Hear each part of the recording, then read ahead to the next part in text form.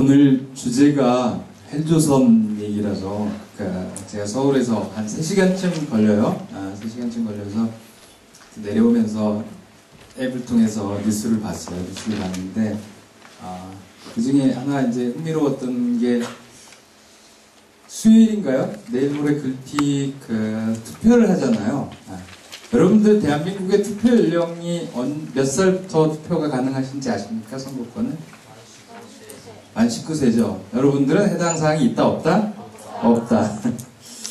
근데 오늘 제가 신문 본 건 뭐냐면 일본은 오히려 우리보다 더 우리도 뭐 19세로 20세에서 19세로 선거 연령이 낮아지는 게 얼마 되지 않아요. 근데 일본은 최근까지 계속 선거 연령이 만 20세까지였던 모양이에요. 근데 이번 7월에 거기도 선거를 하게 되는데 7월달 선거부터는 만 18세로 낮추기로 했답니다. 우리는 19세인데 우리보다 1년 정도 더 낮아지는 거죠. 근데 뭐 그럴 수 있다고 생각했는데 그 근거가 눈에 들어왔어요. 보통은 이제 저희는 만 19세까지 내리자라고 얘기했던 대부분의 근거는 우리 이제 고등학생 19세 정도 되면 뭐 고등학생이라기보다 대학생이죠. 그래서 여러분들 해당 사항이 없는데 대학생쯤 되면은 충분히 성인의 판단력을 가질 수 있기 때문에 선거권을 부여해야 한다. 당연히 민주주의 국가에서 충분히 객관적인 판단들을 할 수 있다면 가능한 한 많은 사람들을 선거권을 부여하는 게 맞지 않겠냐라는 거고, 최근까지 우리나라에서도 만 18세로 선거권을 낮추자, 투표권을 낮추자라고 얘기할 때는 비슷한 논거였어요. 비슷한 논거로 만 18세쯤 되면 고3쯤 되나요? 그러면 고등학생분들 중에서 일부가 이제 해당이 될 터인데, 그 정도면 충분히 객관적인 사립 분별과 우리나라의 나란 일에 민주적인 시민의 한 사람으로서 참여할 수 있을 만한 충분한 성숙도가 있다. 그래서 투표권을 주자, 이제 이런 논의였는데, 일본에서 만 18세로 내린 거는 약간 다르더라고. 뭐였냐면 얼마 전에 선거를 했는데 투표한 사람들을 보니까 3분의 1 이상, 약 35%가 연령대로 보면 60대 이상이었다는 거예요. 여러분들 잘 아시는 것처럼 전 세계에서 고령화 속도가 제일 빠른 나라가 일본이지 않습니까? 그래서 인구 구성이 굉장히 나이 드신 분들의 인구 구성이 압도적으로 높은 나라가 일본이란 말이에요. 그러다 보니까 투표를 하더라도 투표한 분들의 굉장히 넓은 비율이 나이가 드신 분들 위주라는 거죠. 이게 이제 어떤 문제가 발생할 수 있냐면, 청년들이나 젊은 층의 의사나 젊은 층들의 생각 또는 이해관계가 흔히들 그렇게 표현하죠. 과소 대변된다고. 더 적게 대변되는 거죠. 고르게 대변되어야 하는데 그런 문제가 생기기 때문에 청년들의 의사와 의지가 더 충분히 반영되게 하기 위해서는 투표권을 내려야 된다. 그러니까 한 2살 정도, 20세에서 18세 정도로 내리면 투표 가능한 인구가 약 240만이 새로 늘어난다고 해요. 일본에서. 인구의 변화라고 하는 게 이제는 고령화가 되면 여러 가지 일자리나 이런 것들이 문제가 생기겠다, 이제 이런 얘기들 우리가 들었을 텐데, 이게 투표권이나 선거권, 특히 정치의 어떤 변화를 줘야만 하는 이유 중에 하나로도 이제 설명이 된다는 소리를 듣고, 세상이 참 많이 변해나가고 있구나. 인구 변화가 굉장히 큰 영향을 주고 있구나. 여러분들의 투표권을 결정할 만큼 큰 영향을 주고 있구나. 이런 생각이 하나 들었고요.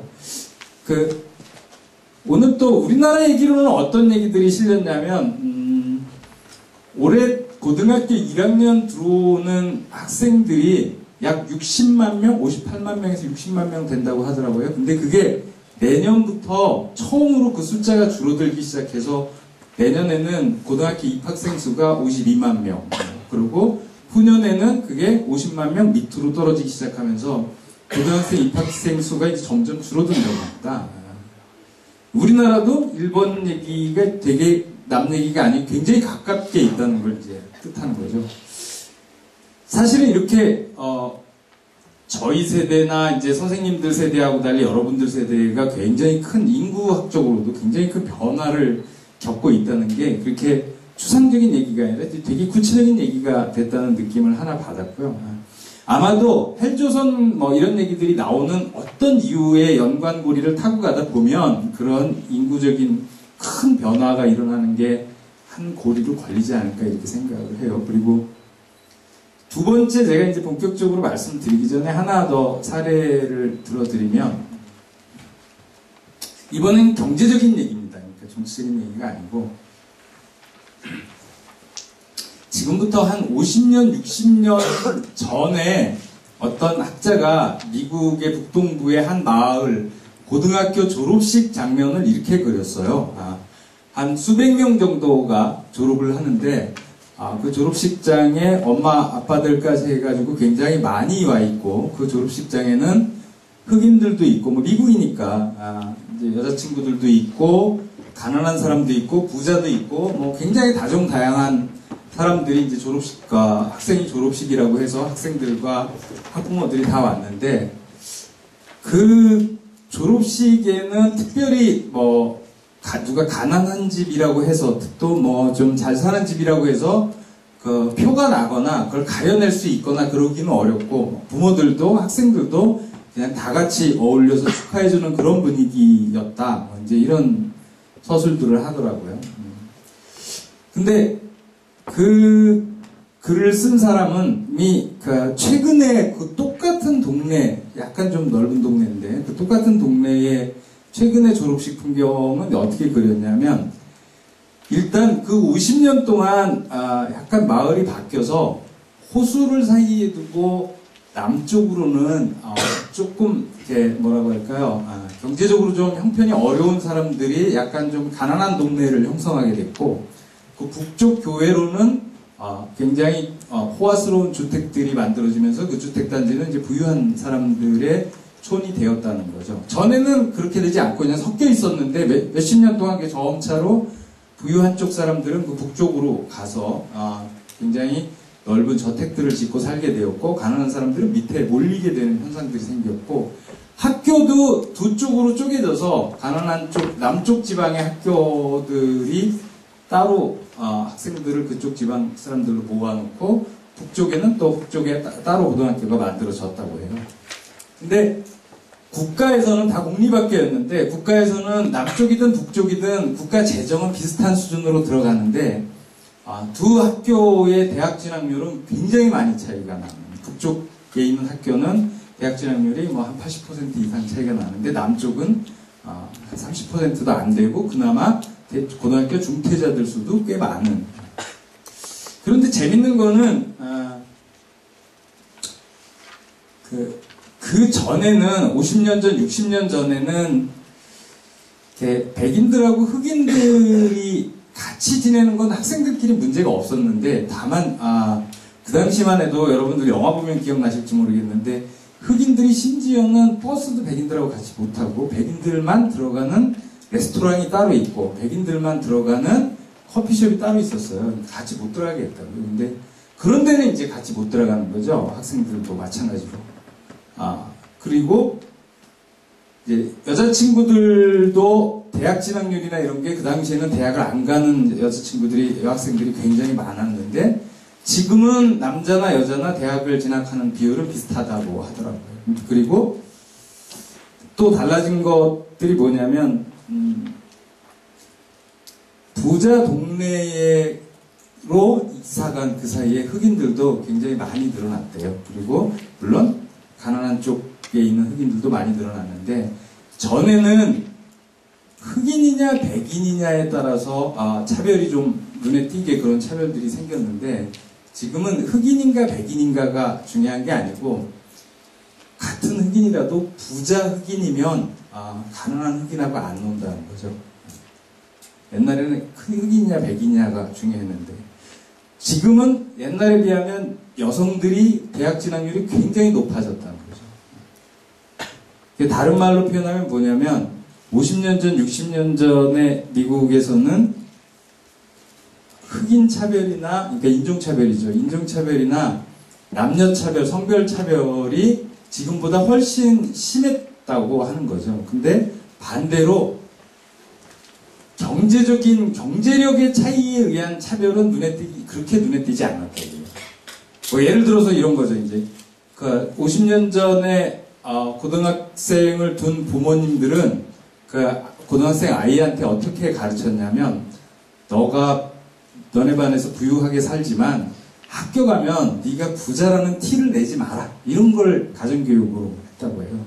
괜히 그 티 내지 말고 그냥 같이 어울려라. 이제 이랬고, 그러다 보니까 같이 고등학교에 입학해서 몇 달을 같이 같은 반에서 지내고 놀도록 자기 반에 그 부유한 친구가 부유한 줄 모르고 그냥 막 어울리고 사는 게 되게 일반적이었다고 그러고, 반대도 마찬가지로, 그러니까 자기 반에서 가난한 친구가 있는데 그 친구가 가난한 줄 모르고 그냥 친구로 막 사귀고 놀다 보니까 나중에 뭐 어떤 기회를 통해서 그 친구가 가정 형편이 좀 어렵구나 뭐 이런 걸 나중에 알았다는 거죠.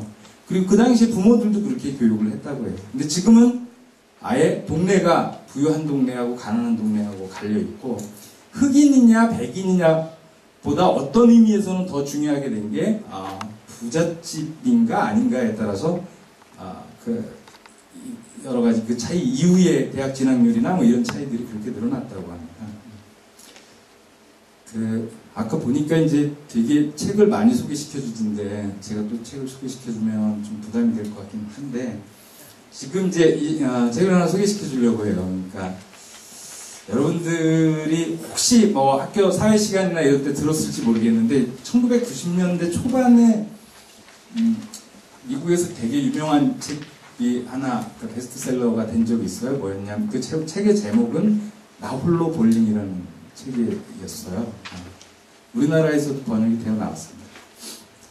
뭔 소리냐면, 어떤 사회학자, 그 사회학자 이름은 로버트 퍼트넘이라는 사람인데, 그 퍼트넘이 조사를 해봤더니 어느 사이에 사람들이 혼자 볼링 치러 가는 사람 있죠. 이런 사람들이 눈에 띄게 늘었다는 거예요, 미국 사회에서.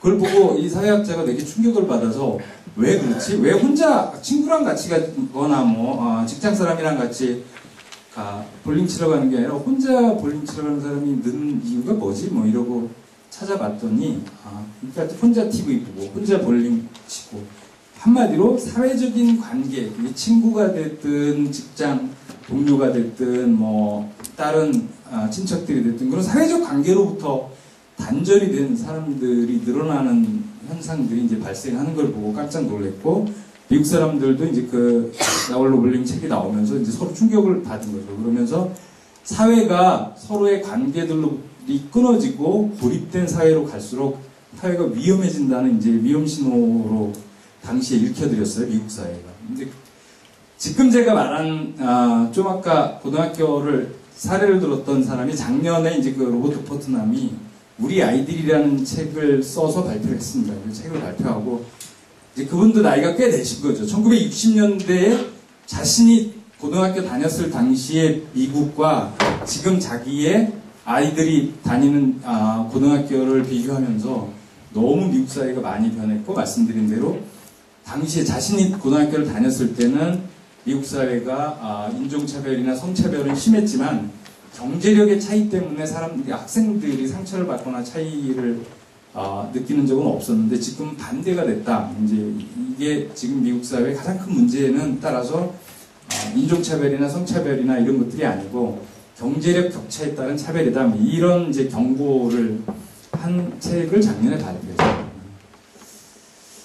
제가 오늘 몇 가지 재미없는 어쩌면 이제 이 도표나 뭐 팩트를 이제 몇 가지 보여드릴 텐데, 주로 경제와 관련된 팩트예요. 팩트인데 경제가 어렵다 뭐 이런 거를 뭐 2016년 한국 경제가 어렵다 이런 얘기를 하고 싶거나 뭐 내년 후년 한국 경제가 어렵다 이런 얘기를 하고 싶다기보다는 원래 주제가 이제 헬조선에 관계된 거니까 조금 호흡을 좀 길게 잡아서 50년 여러분의 부모님 세대, 여러분의 할머니, 할아버지 세대와 여러분의 세대의 경제 환경이 어떻게 다른 거지? 심지어는 100년 전에 경제와 지금이 어떻게 다른 거지? 또는 뭐 200년 전에, 심지어는 뭐 앞으로 가서 2100년쯤 뭐 이런 얘기들을 조금씩 해볼까 해요.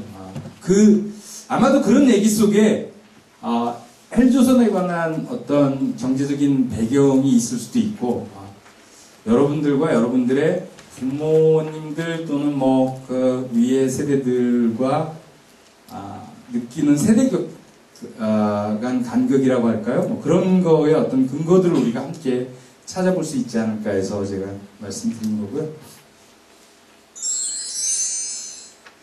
자, 얘기를 본격적으로 시작하기 전에 질문을 하나 던져놓고 얘기를 해보고 싶어요. 그 질문은 뭐였냐면, 읽어보면 헨리 포드는 왜 직원들 월급을 2배로 올려줬을까부터 이제 시작을 할 건데요. 헨리 포드가 누군지는 잘 아시죠, 그죠? 예. 진짜 몰라요? 포드 자동차를 만든 장본인이잖아요, 그죠? 여러분들한테 포드 자동차는 우리나라에서는 외국 자동차들이 많지 않아서 그런데 미국의 3대 빅3라고 하는 자동차 기업이 있어요. 지금은 많이 안 유명해졌어요. 근데 한 몇십 년 전까지만 해도 뭐 세계 자동차는 그 세계 미국의 빅3 자동차가 다 주도를 했는데, 첫 번째가 여기 헨리 포드의 이름을 딴 포드 자동차가 있고, 두 번째가 GM이 있고, 세 번째가 클라이슬러라는 자동차가 있습니다. 요즘은 셋 다 안 유명해졌죠. 여러분들이 오히려 일본의 토요타라든지 뭐 아니면 독일의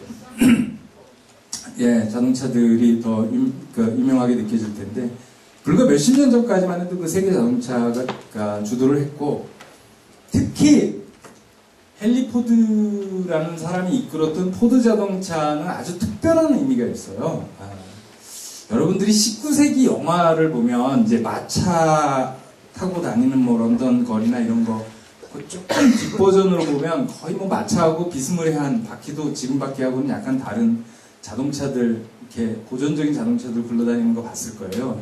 이제 그런 자동차들은 사실은 일반적인 사람들이 타기는 어려웠고, 굉장히 귀족이나 특별한 사람들만 제한적으로 끌고 다녔던 것이죠. 지금 우리가 이렇게 막 대중적으로 자동차가 보급되어서 TV나 뭐 핸드폰이나 자동차나 이제 일반적으로 가정에 한두 개 있는 그런 상황은 아니었던 건데, 근데 그런 상황에서 자동차라고 하는 걸 적어도 일반 중산층까지도 쉽게 살 수 있도록 만든 장본인이 헨리 포드였어요. 이제 이른바 여러분들 나중에 뭐 언제 기회 있으면 한번 볼 수 있을 텐데, 세계 최초의 대중자동차가 모델 T라고 하는 이름으로 설계가 돼서 나왔는데, 그걸 만들어낸 자동차 회사이자 그걸 만들어낸 그때 당시 사장이 헨리 포드였습니다. 하여튼 그 후에 이제 자동차가 대중화된 거고, 그게 한 100년쯤 된 거죠. 근데 이 헨리 포드가 그러니까 이제 자동차 회사에서 자동차를 대량으로 만들어내려고, 이제 일반인이 쓰는 대중용 자동차를 대량으로 만들어내려고 하는 바로 그 시점에서 그 당시에 포드 자동차의 직원들의 월급은 한 2달러에서 3달러, 그러니까 2, 3천 원, 여러분들 그러니까 지금 돈으로 계산하면 안 되고 그 당시의 돈으로 그랬다고 해요. 그래서 2, 3달러 되는데 1914년이죠. 1월 초에 사장이 전격적으로 직원들을 불러세워서 오늘부터 월급을 더블로 올려주겠다, 2배로 올려주겠다, 이렇게 선언을 했어요. 그래서 후세 사람들이 그날을 5달러 데이라고 불렀던 그런 유명한 일화가 있습니다. 근데 우스운 거는 이 헨리 포드가 노동자들에게 뭐 굉장히 이렇게 호의적인 사람이거나 아니면 노동조합이라든지 노동운동을 굉장히 이렇게 긍정적으로 보는 그런 사람이기 때문에 노동자에게 월급을 2배로 올려준 게 아니라는 거였죠. 이 헨리 포드는 그렇게 유명한 사람이지만 여러분들이 생각하는 것하고 다르게 이 사람의 정치적인 성향은 굉장히 보수적이었어요. 그래서 이 사람은 1900년 초부터 끝까지, 말년까지 일관되게 히틀러의 지지자로 남았습니다. 정치적으로는. 그만큼 뭐 보수주의자를 넘어서 굉장히 극우적인, 정치적 스탠스로는 굉장히 극우적인 사람이었는데 월급을 2배로 올려주는 결단을 내려서 유명해졌다. 약간 안 맞죠? 그래서 왜 저런 일을 했을까? 이제 이런 것들을 우리가 질문을 던져놓고 좀 얘기를 해볼 필요가 있을 것 같아요. 논술을 쓰거나 우리의 상상력을 또는 우리의 생각을 전개할 때에는 빠른 스토리들, 충분히 예상되거나 우리가 쉽게 접할 수 있는 그런 정보에 근거한 스토리들은 사실은 우리의 생각을 발전시키는 데 그렇게 도움이 되지 않잖아요. 전혀 그럴 것 같지 않은 거, 전혀 말이 안 되는 두 개의 어떤 것들이 현실에서 굉장히 많이 발생하는데, 그런 것들을 상상해보고 그런 것들이 어떻게 가능할지에 대한 우리의 고민들을 발전시켜 나가는 게 이제 우리 사고를 발전시켜 나가는 건데, 그 하나의 사례가 될 수 있죠.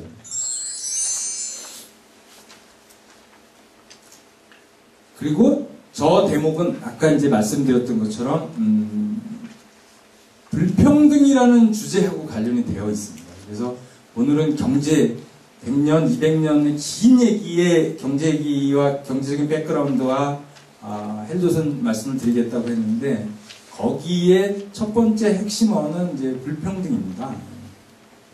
그리고 그 불평등이라는 단어는 되게 역사가 길고 어쩌면 되게 식상할 수도 있는, 하도 많이 나오고 사회책에도 나오고 사람들 사회도 나오고, 어쩌면 인류 역사하고 거의 비슷한 정도 수준으로 늘 얘기됐던 그다지 새롭지 않은 주제인데요.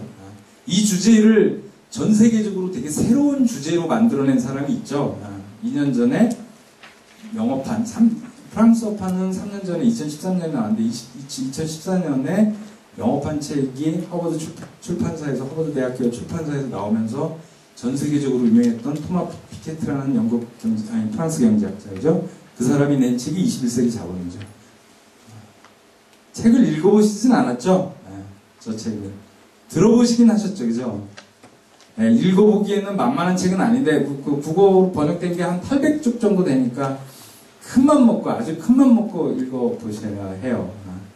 하지만 생각보다 어렵지 않다는 거. 여러분들이 상상했던 것보다 어렵지 않아서, 방학 때 이런 때쯤 고등학교 시절 어느 방학 때 한번 시도를 해볼 만한, 괜찮아요. 어려운 수학이나 이런 거 거의 안 나오고, 도표들은 많이 나오는데 그 도표들을 따라가는 건 그렇게 어렵지 않아서, 고등학교를 졸업하시기 전에 학기 중에는 좀 힘들 수도 있으니까 방학 때 한번 읽어보시기 바랍니다. 근데 어쨌든 이 친구가, 이 경제학자가 40대 초반밖에 안 된 이 경제학자가 불평등이라는 아주 오래된 얘기를 아주 새로운 것처럼 얘기를 해서 전 세계적으로 유명하게 됐고, 하버드 출판사에서 나온 사회과학 책 중에서 근자의 한 100년 역사에서 가장 많이 팔린 책이 됐어요. 나온 지 한 달 만에 수만 부가 미국에서 팔리고, 그래서 특히 영어권에서, 미국 영국에서는 저 사람이 강연하라 뜨면 엄청나게 많은 기자들과 청중들이 모일 정도로, 그래서 영국의 가디언이나 이코노미스트 신문은 저 사람을 록스타 경제학자라고 부를 정도로 굉장한 인기를, 지금도 굉장히 인기가 있는 친구인데, 특히 저 사람이 불평등 얘기를 했던 거는 중에 더 뭐라고 할까, 흥미있다 또는 충격적이었던 거는 그 불평등이 세습된다는 주장이었어요. 그래서 극단적으로 세습자본주의라는 말을 이제 쓰기 시작했는데, 저 사람이 사실 현대사회의 가장 큰 특징은 뭡니까? 현대민주주의 또는 현대자본주의의 가장 큰 특징은 이제 기회균등 또는 기회평등이라는 용어를 우리가 이제 사회 시간에 많이 써요. 그죠? 부모들의 경제력이 어떻게 됐든 우리는 아이들은 학교를 다니고 중학생이 되고 고등학생이 되고 대학생이 돼서, 말하자면 각자가 열심히만 하면, 자기의 노력과 능력에 따라 열심히만 하면 부모의 경제력과 무관하게 나의 미래는 나의 노력과 나의 힘으로 결정될 수 있다. 이렇게 이제 우리는 믿어왔고, 미국에서는 그런 걸 아메리칸 드림, 특히 미국은 그런 기회의 땅이다 이런 얘기들이 많이 되면서 그게 아메리칸 드림이라고 하는 게 그런 걸 상징하고 있는데, 우리도 그런 생각들을 하고 있었죠. 아까 추천하는 책에 잠깐 나왔던 개천에서 용난다 이런 용어도 사실은 그런 용어죠. 근데 토마 피케티라는 사람은 전 세계의 데이터들을, 경제적인 데이터와 세금 데이터를 종합해서 그걸 분석을 해서 더 이상 2000년대 이후 21세기에 더 이상 개천에서 용나는 상황은 발생하지 않을 수 있다. 점점 더 그럴 가능성이 적어지고 있다. 이걸 선언하면서 사람들에게 충격을 준 거죠. 그냥 지금이 좀 옛날보다 훨씬 불평등했다라는 것뿐만 아니라 그게 세습된다. 불평등이 세습된다. 이런 거. 아까 제가 퍼트넘이 사례로 들었던 50년 전, 60년 전만 하더라도 경제력의 격차, 부모의 경제력의 격차가 우리들에게 그렇게 영향을 주는 게 생각보다 적을 수 있다고 생각했는데 지금은 굉장히 그게 두드러지게 된다라고 하는 거하고 맥락을 같이 하죠. 예, 그래서 이 사람 얘기를 이제 간간히 얘기해 나가면서 조금 더 얘기를 풀어보려고 해요.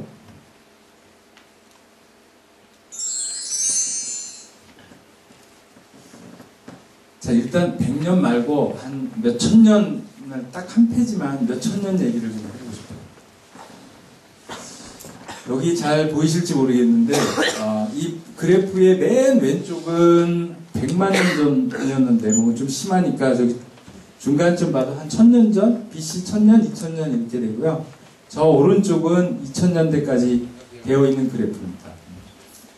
그냥 그림만 보실 수 있을 것 같아요. 그래서 저기 파란색하고 빨간색 그래프가 있는데 둘 다 비슷하게 나가죠. 근데 파란색 그래프는 뭐냐면 인류의, 이 지구상의 인류의 숫자, 인구 숫자가 늘어나는 곡선입니다. 그리고 빨간 그래프는 여러분들이 잘 아시는 이제 그 경제 규모, GDP, 1인당 GDP로 구성된 경제 규모가 늘어나는 속도였어요. 이게 인류의 역사입니다. 인류의 인구 수가 늘어난 역사이자 경제 규모가 늘어난 역사를 한쪽의 표로 설명하면 이렇게 돼요. 뭘 말해주고 있습니까? 이게 말해주고 있는 건 되게 간단해요. 1800년까지 100만 년 전부터 인류가 뭐 200만 년 전 뭐 이렇게 또는 100만 년 전 이렇게 시작이 됐다고 보면 그때부터 아주 최근 1800, 200년 전까지는 사실 인구수라든지 경제 규모가 그렇게 크게 인간이 엄청난 진화와 발전을 했다고 하지만 크게 변화가 없었다는 거예요. 예를 들어서 인구 기준으로 보면 예수 그리스도가 태어났던 그러니까 기원 이제 출발 0년에는 약 한 1억 7천이 지구상에 살았다고 해요. 근데 산업혁명이 일어나기 직전까지, 그러니까 1800년까지 해봐야 10억 인구가 안 됐다는 거죠. 2000년 동안 거의 1800년 동안 10억 인구가 안 됐다가 산업혁명 직후에 1800년부터 인구가 늘기 시작해서 10억이 20억, 30억, 40억, 50억, 지금 70억쯤 되죠? 그 70억까지 인구가 되는데 단 200년 동안 그렇게 됐다는 거죠. 이제 이런 속도로 가게 되면 이 지구상의 인류의 인구가 100억까지 가는 데는 2100년 안에는 충분히 100억까지 금방 갈 거다. 이제 이런 정도. 하필이면 그 오랜 인류의 역사 중에 환경 문제라든지 생태 문제를 지금 고민하는 이유가 이제 이런 데 있는 거죠. 한 번도 지구가 이런 정도의 인구를 감당해 본 적이 없었던 거죠. 불과 200년 전까지만 해도 전혀 비슷한 수준의 인구 수를 감당해 본 적이 없습니다. 마찬가지로 경제 규모도 마찬가지입니다. 경제 규모도 대략 한 1800년까지는 1인당 GDP가 200달러를 지구 평균으로 볼 때 넘지 않았다는 거죠. 우리나라 지금 1인당 GDP가 얼마인지 아십니까? 얼마? 너무 많군요. 3만 달러가 좀 안 되죠. 2만 달러 넘었고 2만 달러와 3만 달러를 왔다 갔다 해요. 그죠? 아마 뭐 3만 달러가 되는 게 그렇게 어렵진 않은데 우리나라가 1인당 GDP가 뭐 200달러 이렇게 된 거는 우리나라도 사실 얼마 안 됐어요. 저기 뭐 한 1970년대로 돌아갑니다. 이게 뭐 우리나라는 19세기로 돌아가진 않고 1970년대로 돌아가는데 지금은 2만 달러, 뭐 3만 달러를 앞두고 있는데 1800년까지만 해도 200달러가 되지 않았다는 거죠. 근데 지금 전체적인 평균은 몇 달러까지 왔다? 6,000달러까지 왔다. 그것도 다 최근 200년 동안 이루어진 겁니다. 그래서 저런 속도로 경제가 발전했고, 우리나라는 저 평균보다 최근에 50년, 60년 동안 훨씬 빠른 속도로 발전했죠. 도마 피케티가 정리를 하면서 무슨 얘기를 하냐면, 매년 1.5%씩만 경제가 성장해도요, 한 세대, 30년 한 세대가 되면 한 50% 이상이 경제가 성장하는 건데, 그러면 세상이 달라 보인답니다. 30년 전에 내가 살던 세상하고 지금 세상하고 완전히 다른 세상에 사는 것처럼 느껴진대요. 그래서 사실은 1800년까지 인류는 경제 성장이 0.몇 프로, 이제 1%도 되지 않았다는 거, 매년. 0.0% 또는 뭐 마이너스가 될 때도 있고, 뭐 0.5%, 뭐 0.3% 이 정도밖에 안 됐다는 거죠. 근데 우리는 어떻죠? 작년에 우리나라 경제 성장이 몇 퍼센트인지 아는 사람 아세요? 0.8%? 그렇게 나쁘지는 않아요, 생각보다. 그거보다는 좀 좋습니다. 지금 대한민국 경제 성장률이 지금 3%가 안 된다고 난리예요. 작년에 2몇 %였을 거예요. 그리고 재작년에도 2몇 %였어요. 그 2%라고 얘기하면서 2%, 3%라고 하면서 경제가 결단 났다고 얘기하고 경제가 파탄 났다는 얘기를 써요. 신기하죠. 왜냐면요, 2010년 전에만 해도 한국 경제가 1년에 1.5%가 아니라 한 해에 한 4%에서 5% 성장했어요. 그거는 또 2000년대 얘기고, 1990년대만 하더라도 우리나라 대한민국 경제가 한 해에 8%씩 성장했어요. 그리고 1980년대, 70년대는 10%가 넘게 성장했어요. 한 해에만. 이 얘기는 뒤집어서 말하면 10년만 지나도 그 10년 전의 세상과 지금의 세상이 같지 않다는 걸 뜻할 정도로 굉장히 높은 성장입니다. 어쨌든 그 결과가 이겁니다. 이거이다 보니까 아무리 최근에 100년 동안은 아무리 불평등이 심해져도 저 경제 성장률이 압도적으로 경제가 빨리 성장해서 그 불평등이 잘 안 보이게 된 거고요. 또 뭘 말해주냐면, 우리는 수세대에 걸쳐서 우리 아버지, 여러분들부터 시작해서 여러분들의 아버지, 여러분들의 할아버지, 여러분들의 증조 할아버지, 그 위에 고조 할아버지까지 계산해보면 고조 할아버지보다 증조 할아버지가 더 잘 살게 된 거죠. 그죠? 증조 할아버지보다 할아버지가 더 잘 살게 된 거고, 할아버지보다 아빠가 더 잘 살게 된 거고, 그래서 아빠나 엄마나 할아버지, 할머니는 당연히 당신들보다 여러분들이 훨씬 잘 살게 될 거라고 당연히 기대합니다. 그 그래프의 그 이유는 이것 때문입니다.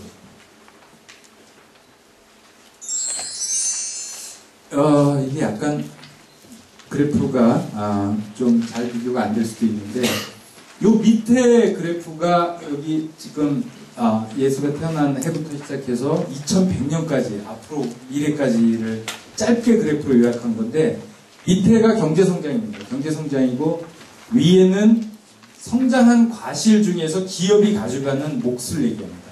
이게 잘 보시면 이 위에 그래프는 서기 0년부터 시작해갖고 일관되게 비슷하죠. 5% 정도로 끊어집니다. 그러니까 뭔가 우리가 생산을 하게 되면 그 생산이 우리 같은 서민들한테 가는 게 아니고 기업 또는 그걸 투자한 쪽으로 가는 이 몫의 성장률은 경제 성장하고 무관하게 평균적으로 한 4%에서 5%로 꾸준했다는 얘기죠. 근데 다른 거는 경제가 성장하는 속도인데, 그 경제가 성장하는 속도가 제일 높았던 때가 이제 최근의 100년 역사입니다. 최근의 100년 역사이고, 그래서 경제가 성장하면 그래서 불평등이 줄어들게 되고, 이 격차가 커지면 불평등이 커지는 겁니다. 왜냐하면 자본이 가져가는 기업이 가져가는 몫은 일정한데 우리가 가져가는 몫이 줄어들 수가 있는 거예요. 경제 성장이 줄어들면. 그래서 우리 부모님, 우리 할머니, 할아버지, 증조할아버지, 고조할아버지가 살던 시대가 이 시대여서 저 두 개의 갭이, 격차가 경제 성장이 높아서 줄어들게 되면 불평등이 적어지는데 불평등이 적었던 시대죠. 그리고 그 큰 이유 중에 하나는 경제가 굉장히 빨리 성장해서. 그런데 이 토마 피케티가 2100년까지를 예상한 이 그래프의 뒤쪽 부분은 저 갭이 다시 넓어지죠. 왜? 경제 성장률이 이제 그런 엄청난 속도로 발전하지. 우리나라만 하더라도 제가 조금 아까 말씀드렸잖아요. 70년대, 80년대에는 10% 경제 성장률, 90년대 되니까 8%로 떨어지더니 2000년대 되니까 5%, 지금은 3%도 만만치 않은, 계속 내려가죠. 그래서 더 커질 거다. 이럴 때 유리한 사람은 재산을 가지고 있는 사람. 왜냐하면 이 그래프는 일정하니까 저건 재산을 가지고 있는 사람들이 얻어갈 수 있는 몫인데, 그리고 재산이 없는 사람들, 불리해서가 이제 이런 게 말씀드렸던 피케티가 왜 앞으로 불평등이 훨씬 더 커지고 그건 세습될 거다라는 전망을 했는지를 말해주고 있는 거죠. 그래서 저 그림대로 보면, 저 그림만 놓고 보면 그 헬조선이라는 게 이렇게 간단히 나온 건 아니고 굉장히 긴 호흡 속에서 나왔던 것일 수도 있다, 이런 이제 판단들을 하고 있습니다. 이게 그냥 하기 좋게 한 얘기가 아니에요. 그래서 최근에는 헬조선보다 더 황당한 용어가 그거더만요. 이생망? 이번 생은 망했다 라고. 저 그거 듣고 되게 충격받았어요. 왜냐면 청년들이 이제 20살밖에 안 살았잖아. 많이 살아도 평균적으로. 근데 나머지 요새는 또 아까 우리 보셨죠? 일본 보신 것처럼 이 고령화가 되고 수명이 뭐 90세, 100세까지 연장이 되면, 아직 100세 치면 여러분들은 100살까지 살 것 같아. 근데 그러면 80년이 더 남았는데 20년밖에 안 살았는데 이번 생이 다 망해버렸으면 어떡하겠어요. 그런 개념들이 이렇게 나올 수 있는 근거가 없지는 않은 거지. 불행하게도. 저도 그 얘기 듣고 엄청 충격을 받았지만, 그런 그림들이죠, 저게. 되게 우울한 그림인데, 저 그림은 사실은. 끝까지 제가 우울한 얘기를 하지는 않을 거고요. 자, 이제는 시야를 딱 100년만 놓고 조금 이제 렌즈를 좀 줌인해서 보려고 그러는데, 이 100년도 너무 길죠, 여러분들이 보기에는. 자, 이건 이제 한국은 아니고 먼저 미국 얘기를 해야겠어요. 왜냐면 왜 한국 얘기를 못하냐면, 저기 뭐 1920년, 30년은 여러분들이 아시는 일제시대라고요. 그래서 저 때는 뭐 우리가 뭔가 데이터를 가지고 얘기할 한국의 데이터가 없어서 불가피하게 미국 얘기를 하는데, 이것만 기억을 해주세요. 여기 시작은, 여기는 이제 편의상 1920년대로 됐는데, 이 그래프의 원래 시작은 1913년입니다. 제가 왜 13년이라고 할 건지는 좀 이따 말씀드릴 거고요. 100년 좀 안 되죠? 100년 좀 안 되죠? 이거 뭐같이 생겼나요? 저게 어떤 경제학자가 현수교처럼 생겼다고 그래서, 미국의 현수교로 표현된 미국의 역사가 이렇게 현수교처럼 생겼죠, 그죠? 표현했는데, 이게 뭐냐면 여기 위에 보시는 것처럼 미국 국민들 1%, 상위 1%가 미국 전체 국민소득에서 차지하는 비중의 변화를 나타내는 거죠. 이것도 토마 피케티가 아까 21세기 자본을 썼던 토마 피케티가 그린 그림이에요. 이 데이터는 미국의 조세 자료, 우리가 지금 TV에서나 이제 신문에서 보는 뭐 경제적 격차가 얼마냐, 이거는 다 이제 설문조사 자료인데, 그 설문조사 자료는 정확하지가 않아요. 왜? 되게 잘 사는 서울시의 강남 이런 데 잘 사는 분들한테 당신 재산 얼마예요? 얼마 벌어요? 이러면 부유한 분들은 그걸 좀 낮게 부르는 경향이 있어. 그러니까 과소대답을 한다고. 그래서 정확하게 표현이 안 되기 때문에 제일 정확하게 저 자료를 알아보는 방법은 세금 낸 자료 가지고 보는 게 제일 정확합니다. 그래서 저건 세금 낸 자료인데요. 상위 1%가 차지하는 소득 전체, 미국에서 만들어낸 한 해 소득 중에서 상위 1%가 차지하는 소득이 평등하려면 몇 퍼센트 가져가면 돼요? 네, 1% 가져가면 되지. 그러면 평등할 거 아니야, 그죠? 네. 각자 자기 몫만큼 가져가면 상위 1%만 가져가야지. 근데 여기는 몇 %로 나와 있나요? 제일 높을 때는 약 한 25% 좀 안 돼. 23%가 정답인데 상위 1%가 1928년에 23%까지 가져가는 그 불평등이 굉장히 심한 거죠. 그죠? 불평등이 심하다가 28년 이후에 쭉 내려가서 이때 한 1950년 아까 제가 옛날 고3 뭐 이럴 때 얘기했던 50년, 60년, 70년대는 10% 미만으로 떨어졌죠. 되게 오랫동안 그렇게 떨어지다가 1980년대쯤 돼서 이게 다시 올라가서 언제 다시 피크가 됩니까? 2007년에 피크가 돼서 다시 꼭대기까지 올라가요. 이게 100년 역사를 보면 저렇게 뭐 변동은 있지만 이 그림이 되게 유명한 그림인데 28년에 무슨 일이 있었죠?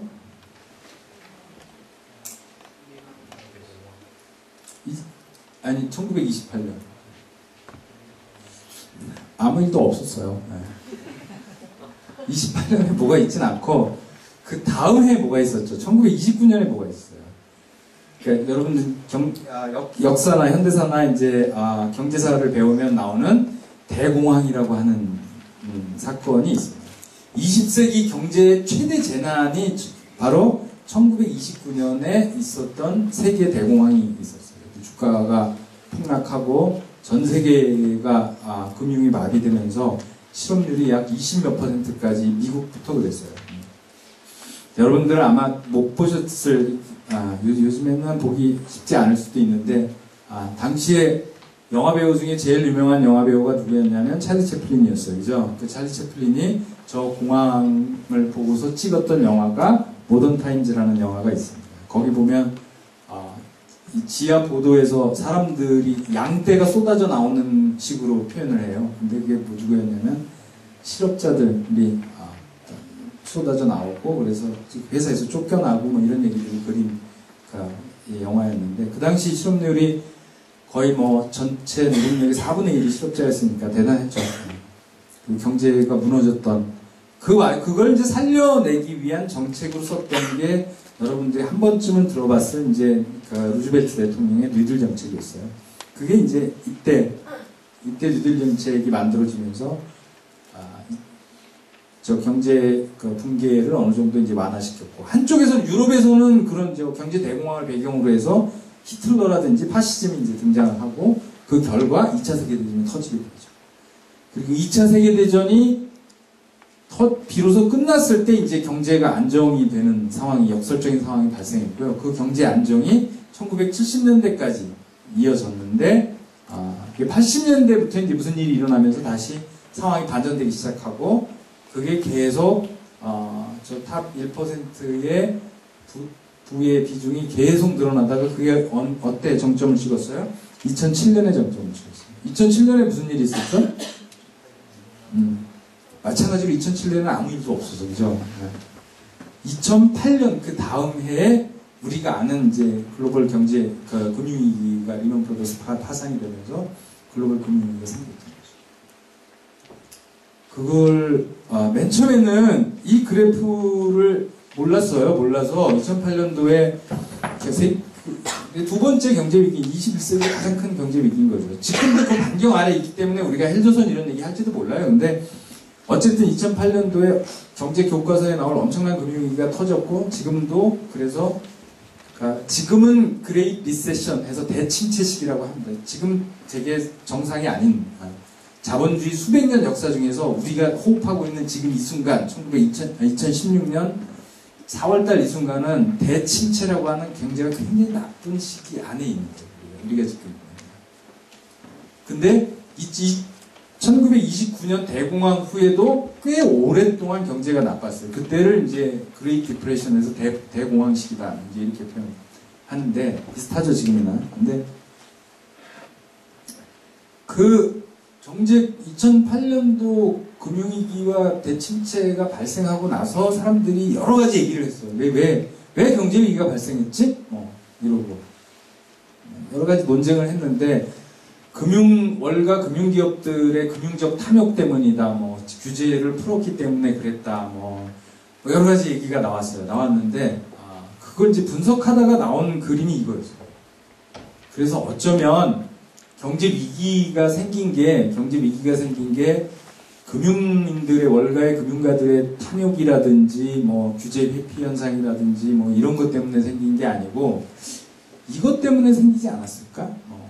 말하자면 불평등 때문에 생기지 않았을까? 그렇지 않다면야 아주 우연의 일치치고는 너무 심한 게 아닐까? 뭐 이런 거잖아요. 그죠? 왜 불평등이 최고점을 찍은 바로 그 다음에 1929년에 대공황이 생겼지? 이런 거. 그 다음에 왜 최근에 2007년에 이 불평등이 다시 또 역사적으로 최고점에 올랐을 그 다음 해에 또 그 경제위기가 생겼지? 만약에 그 경제위기가 1929년에 안 생겼으면 이게 더 올라갔겠죠. 그리고 2008년에 안 생겼으면 이건 더 올라갔을 텐데 이제 경제위기가 생기면서 저게 꺼진 건데 그래서 아마 이것 때문이 아닐까. 이제 이런 문제제기가 되면서 지금까지 이제 한참 경제 위기와 저 그림 사이에 이제 상관관계들을 보여주는 건데 적어도 지금 우리가 확실히 알 수 있는 거는 최근에 30년, 40년 동안 불평등은 비정상적으로 커져왔다라는 거죠. 우리가 지금 그래서 불평등이라는 얘기를 하는 근거가 없는 게 아니라 새삼스럽게 되게 오랜 역사를 가진 불평등이라는 단어를 지금 끄집어내는 게 이상한 일은 아니다 이런 거죠. 그리고 모든 분노의 숫자라고 표현했던 나쁜 숫자들은 다 저걸 기반으로 해서 나오고 있습니다. 저게 그 분노의 숫자의 제 1번일지 모른다는 거고요. 앞에 거는 소득, 상위 1%가 한 해 벌어들이는 소득의 비중이고 사실은 그 소득 비중보다 우리 월급 비중이라고 보면 되죠. 우리 엄마 아빠들의 월급 비중이 불평등한 것보다 더 불평등한 거는 재산의 불평등이에요. 자산의 불평등. 여기 보면 이것도 미국 기준이긴 한데요. 미국 인구 한 명부터 약 3억 5천 정도 미국 인구인데 그걸 일렬로 자산을 가지고 있는 순서대로 일렬로 쭉 세우면 중간쯤에 되는 딱 가운데 있는 사람이 중위 자산 소득자인데 그 사람하고 부자하고의 자산 규모를 비교했더니 맨 제일 자산이 없는 사람은 다 마이너스 자산이죠. 그죠? 그 사람 말고 어느 정도 자산이 있는 사람하고 비교해도 그 격차가 약 300배까지 200배에서 300배까지 늘어나는 정도로 자산의 격차는 훨씬 심합니다. 이것도 계속 늘어났다는 거고요. 미국 얘기만 했는데 우리나라는 어떻지? 우리나라는 아까 제가 데이터가 없다고 그랬잖아요. 이제 있는 데이터 중에 그나마 한 20년 전 데이터 정도가 되는데 우리나라도 외환위기 1998년도 외환위기 때에 비하면 지금 상위 1% 소득 비중이 거의 2배쯤 늘어났습니다. 그러니까 대한민국도 최근에 한 20년 동안 불평등이 굉장히 빨리 늘어났고 아까 20몇 %인데 그나마 우리나라는 뭐 한 12%면 좀 양호하지 않을까 이렇게 생각하실 수도 있지만 늘어난 속도로 보면 미국보다 훨씬 빠르고 전 세계에서 가장 빠른 게 이 불평등이 늘어난 나라 중에 하나예요. 대한민국은 그전에는 여러분들의 부모님 세대 때만 하더라도 전체적으로는 가난했을지 모르나 부의 이렇게 불평등 정도는 전 세계적으로 봐서 생각보다 높지 않았어요. 특히 아시아 국가들이 높지 않았습니다. 왜냐하면 여러분들 역사책에서 배웠는지 모르겠지만 우리가 일제로부터 해방된 후에 이른바 토지개혁이라고 하는 굉장히 큰 이 재산의 재분배 개혁을 전 세계에서 유례가 없는 되게 큰 개혁들을 했어요.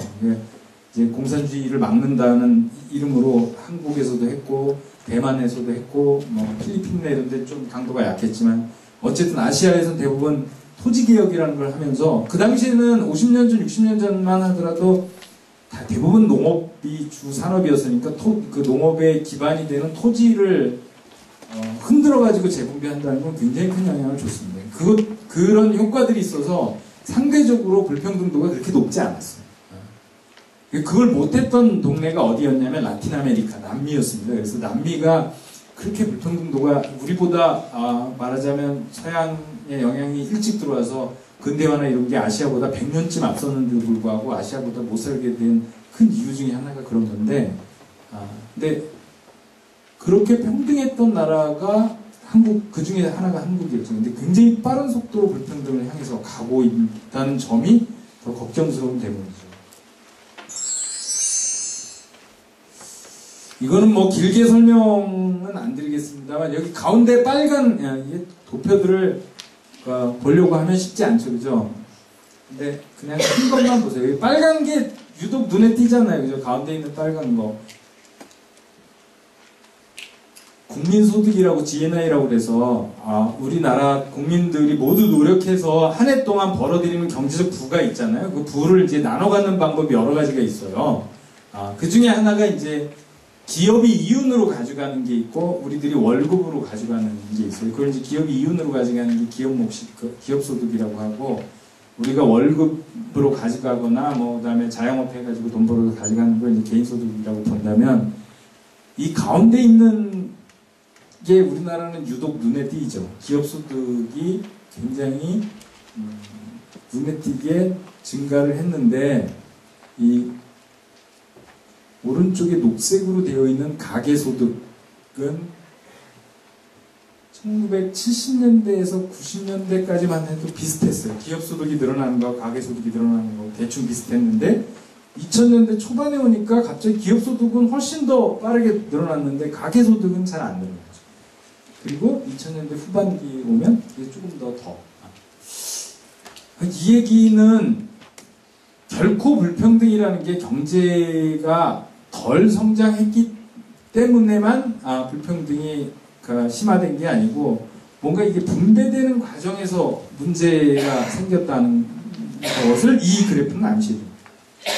다시 말하면 기업 쪽에 쌓이는 것들이 많아져서, 우리가 번 부 중에 번 소득 중에 기업 쪽에 쌓이는 것들은 많아지고, 거꾸로 우리한테 일반 가정에 쌓이는 부의 비중들이 굉장히 빠른 속도로 줄어들어 가고 있기 때문에 우리가 생각하는 것보다 불평등이 더 심해지고 있다는 걸 표현해주고 있는 그래프 중에 하나죠.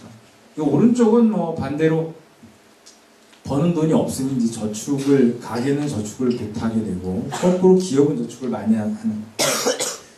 여러분들 세대하고 여러분들의 부모 세대의 큰 차이 중에 하나죠. 저게 큰 차이 중에 하나인데, 90년대까지만 해도 대한민국은 전 세계의 경제 그래프를 보면 전 세계에서 압도적으로 저축을 많이 하는 나라였습니다. 약 저축 100원을 벌면 여러분들의 부모 세대는 약 한 20원 정도를 저축을 한 것인데, 그런 숫자 100원을 벌어서 20원을 저축을 한 나라는 전 세계적으로 거의 없습니다. 일본이 조금 그랬던 건가 뭐 그러고 나면 없었죠.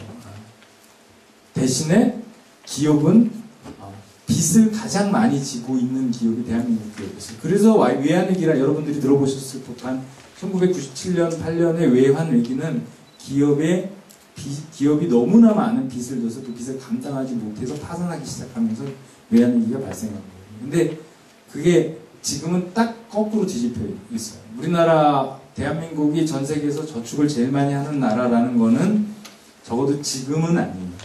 20년 전에 그런 거고, 지금은 대한민국이 전 세계에서 저축을 제일 안 하는 나라가 되었어요. 3%, 5% 미만입니다.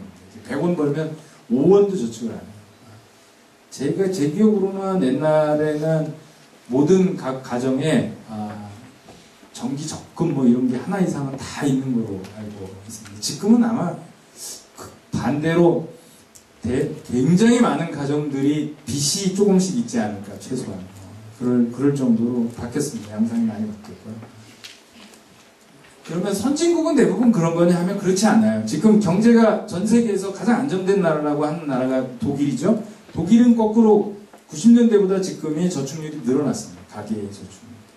그런 상황들이 이제 헬조선의 숫자들을 말해주는 또 다른 증거가 되겠죠. 많이 달라진, 그런 배경들이 달라지면요, 생각들이 달라지고 사고 구조가 달라져요, 사실.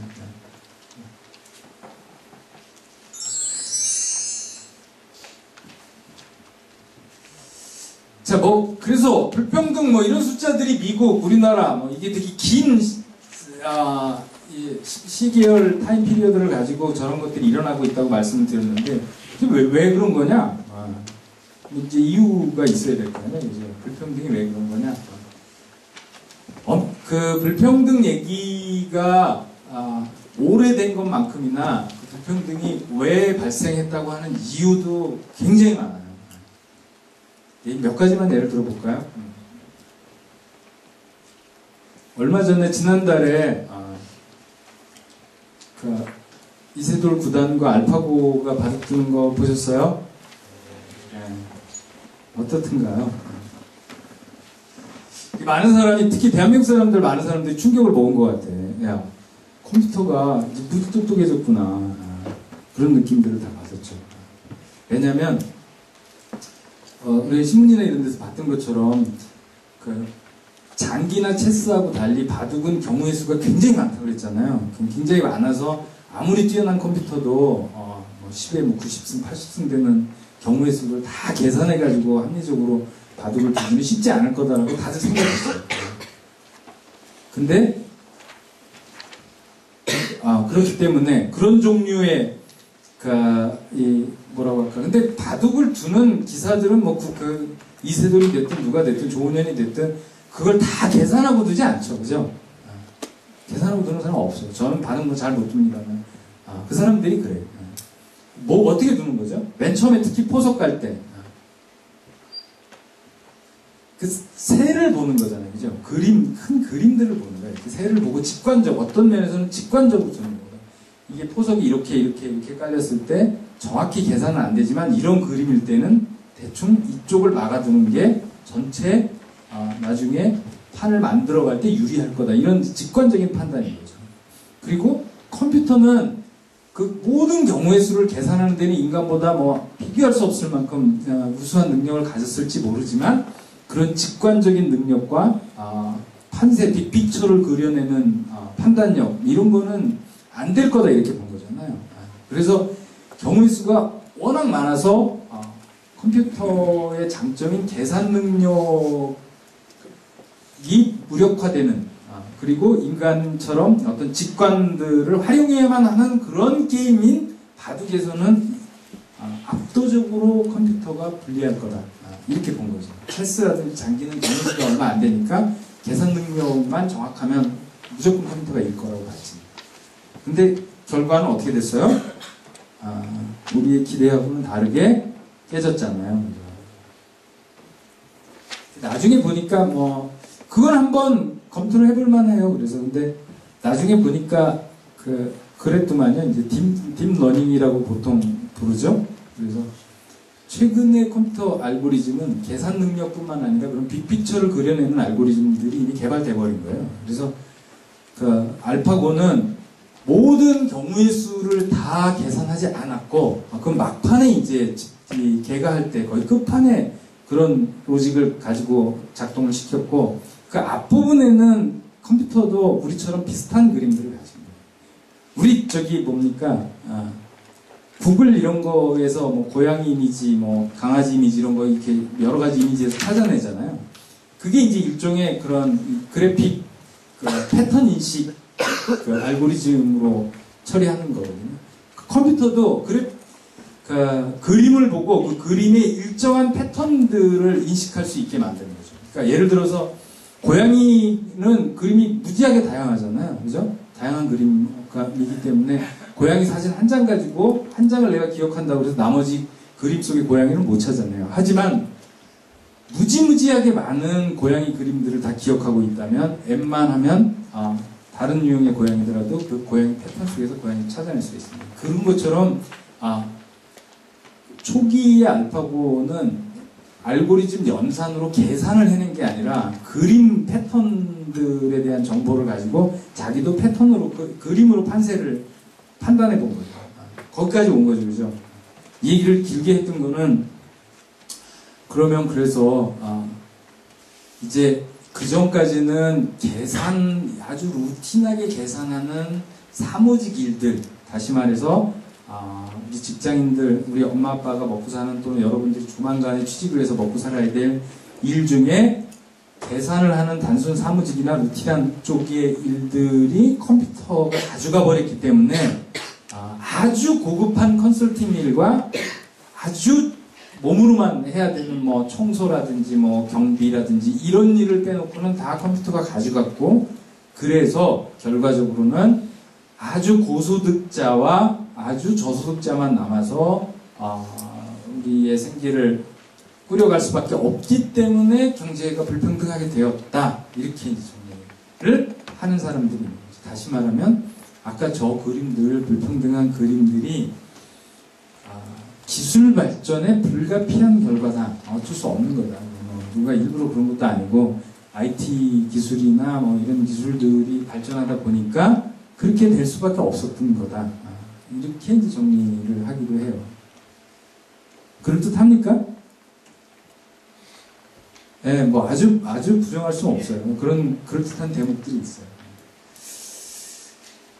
근데 알파고까지 이제 되면 그 위에 더 고급한 노동력도 상당 부분은 다 기계가 가져갈 수 있다. 심지어 이제 지금 이미 나와 있는 컴퓨터 인공지능만으로도 기사 같은 거 있죠. 스포츠 기사나 이런 것들은 사람이 쓰는 것보다 컴퓨터가 기사 쓰는 게 훨씬 더 훌륭하다. 여기까지는 증명됐어요. 이미 증명됐고, 심지어는 웬만한 수준에서는 작곡도 컴퓨터가 훨씬 잘한다. 사람보다. 굉장히 많은 기존의 작곡 데이터들을 놓고 그걸 가지고 있으면 작곡도 훨씬 잘한다. 심지어는 그러니까 이 예술 분야는 이게 로직, 이 논리 분석이나 이런 거 갖고 안 되기 때문에 컴퓨터가 못한다고 봤는데, 심지어는 미술도 꽤 컴퓨터가 하더라. 그럼 인간은 뭘 하지? 이런 거죠. 이게 되게 우스운 거죠. 이제 뭐 우스운 얘기로 드리면 이런 거잖아요. 그럼 다 해. 밥도 하고 청소도 하고 청소도 로봇이 하고 뭐 미술도 뭐 음악도 뭐 작곡해가지고 우리한테 들려주고 다 해. 그리고 집도 져주고 다 해주죠. 그럼 우리는 뭐 하면 되죠? 그냥 즐기면 되잖아요. 놀고 즐기고 여러분들이 하고 싶은 일 하면 되잖아요. 왜 걱정을 하지 우리가? 컴퓨터가 다 뺏어간다고. 그럼 즐기면 되잖아. 일 안 하고 놀면 되잖아. 아무 걱정이 없죠. 그죠? 근데 왜 걱정을 하는 거죠? 먹고 살 게 없어요. 그렇죠. 우리 일을 뺏어가서 걱정하는 건데, 왜 그러냐면 만약에 그 컴퓨터가 내 거면 아무 문제가 없어요. 내 거면 내 대신 다 해주는데 내 대신 청소도 해주고 내 대신 집도 져주고 내 대신 농사도 져주고 그래서 나한테 밥도 가져오고 로봇이 나한테 세수도 시켜주고. 근데 뭐가 문제야? 나는 그냥 놀고 책이나 좀 보다가 음악이나 즐기다가 이러면 되잖아요. 근데 그 로봇이 내 게 아닌 거지. 그걸 이용하려면, 따라서 그 로봇들을 이용하려면 내가 피해를 지불해야 하는데 그 돈은 어디서 벌지? 여기서부터 로직이 꼬이는 거죠. 그죠? 만약에 그 로봇이 그냥 우리 거라고 가정하면 그거는 우리가 인류가 원하는 세상이 되는 거잖아요. 더럽고 힘들고 괴로운 노동들을 다 기계한테 시키고 우리는 즐겁고 하고 싶은 거 이런 거를 자유롭게 하고 놀고 쉬고 싶을 때 쉬고 여가 보내고 싶을 때 보내는 게 인류의 꿈이잖아요. 기술을 발전시키기 위한 인류의 꿈인데 그 기술들이 다 우리 게 아니라는 게 문제인 거예요. 이제 나중에 말씀드리겠습니다만 어쨌든 그런 대목들이 있는데 이 얘기를 장황하게 말씀을 드리기는 어렵고, 이 문제에 대해서 아까 말씀드린 그 토마 피케티라는 사람보다 훨씬 더 연배가 많은 유명한 경제학자인 이자 사회학자인 이제 앤서니 애킨슨이라는 사람이 최근에 쓴 책, 우리나라에서 나왔어요. 불평등을 넘어죠. 불평등을 넘어라는 이름으로 번역이 되어 있는데, 그분은 그렇게 표현을 해요. 그럴 수도 있지만 그런 인간의 일을 뺏어가는 기술을 선택하는 것도 인간이다, 이렇게 표현해요. 그래서 우리가 어떤 기술을 선택하느냐 하는 건 우리가 선택한 거다 이거죠. 따라서 우리가 선택하는 기술이 우리의 일을 빼앗는 방향으로 우리가 선택을 할 수도 있고 아닌 방향으로 선택할 수도 있다. 기술의 변화 발전 방향은 우리가 어쩔 수 없이 필연적으로 그렇게 되어 있는 게 아니라 우리가 만들어 나가는 거고 우리가 선택해 나가는 결정에 의해서 만들어진 거다라는 뜻으로 왜 우리가 그런데 우리를 더 불평등하게 하는 기술들을 선택했지? 이거에 대한 반성이 필요하다고 얘기합니다. 불가피한 것은 아니다 이거죠. 두 번째는 세계화 이런 얘기, 이제 세계화 때문에 불평등이 심화됐다 이런 얘기 많이 해요. 그러니까 뭐 간단하게 말하면 이런 거죠. 우리나라가 뭐 임금이 너무 높대요. 현대차의 노조가 뭐 임금을 더 달라고 해서 삼성전자의 직원들이 임금을 올려달라고 해서 임금이 높대요. 그래서 경쟁이 안 될 것 같아요. 그래서 그 공장을 어디로 가요? 이제 중국으로 갔어요. 중국으로 갔다가 최근에는 베트남 뭐 이런 데로 옮겨가요. 왜? 거기는 임금이 싸대요. 그래서 기업은 비용을 낮추려고, 임금 비용을 낮추려고 베트남으로 갈 수밖에 없대요. 그래야 경쟁이 된다고. 그럼 우리나라는 일자리가 없어요. 실제로 여기 삼성 스마트폰 쓰시는 분 많을 거 아니에요. 그쵸? 저는 아닙니다만 삼성 스마트폰을 어디서 만들어요? 여기 위에 구미공장에서 만들죠. 그죠? 구미공장의 직원은 최근 10년 동안 대략 한 10,000명 정도 된대요. 근데 우리가 이해할 수 없는 거는 갤럭시는 10년 전에 나온 게 아니고 비교적 최근에 나왔어요. 그죠? 엄청나게 많이 팔렸죠. 갤럭시가. 그래서 삼성전자는 매 분기마다 수익이 뭐 6조, 10조 뭐 이렇게 나와요. 엄청난 수익이 나오고 있는데 그러면 대수도 엄청나게 늘었고 그러면 직원들이 늘었어야 되는데 하나도 안 늘었어요. 왜요? 베트남 공장의 직원이 있는 거죠. 국내 공장의 구미 공장의 직원은 안 늘었고 베트남 공장이 4, 5년 전에 세워져서 이미 지금 한 4, 5만 명 이상 직원이 되는 걸로 예측이 되고 있어요. 그래서 전 세계에 팔리는 삼성전자의 갤럭시 시리즈의 10대 중에 몇 대를 우리나라 사람이 만든다? 10대 중에 한 대 정도만 한국 사람이 만드는 거예요. 나머지 10대 중에 9대는 베트남에서 만들든 중국에서 만들든 그렇게 만드는 거죠. 그렇게 되다 보니까 뭐 일자리가 없고 그래서 불평등이 심화되는 거 아니냐 이런 얘기들이 이제 두 번째 논거 중에 하나예요. 이제 이 얘기 때문에 미국에서도 오바마가 2번 대통령이 될 때 계속 그 공약을 내건 게 제조업을 다시 외국에 간 제조업을 국내로 데리고 오겠다는 얘기를 굉장히 많이 했던 것. 그러다 보니까 그것도 근거가 아주 없는 것처럼 보이지 않죠. 그것도 그렇답니까? 나름대로 그럴듯해요. 이유도 있어요. 이렇더라고요.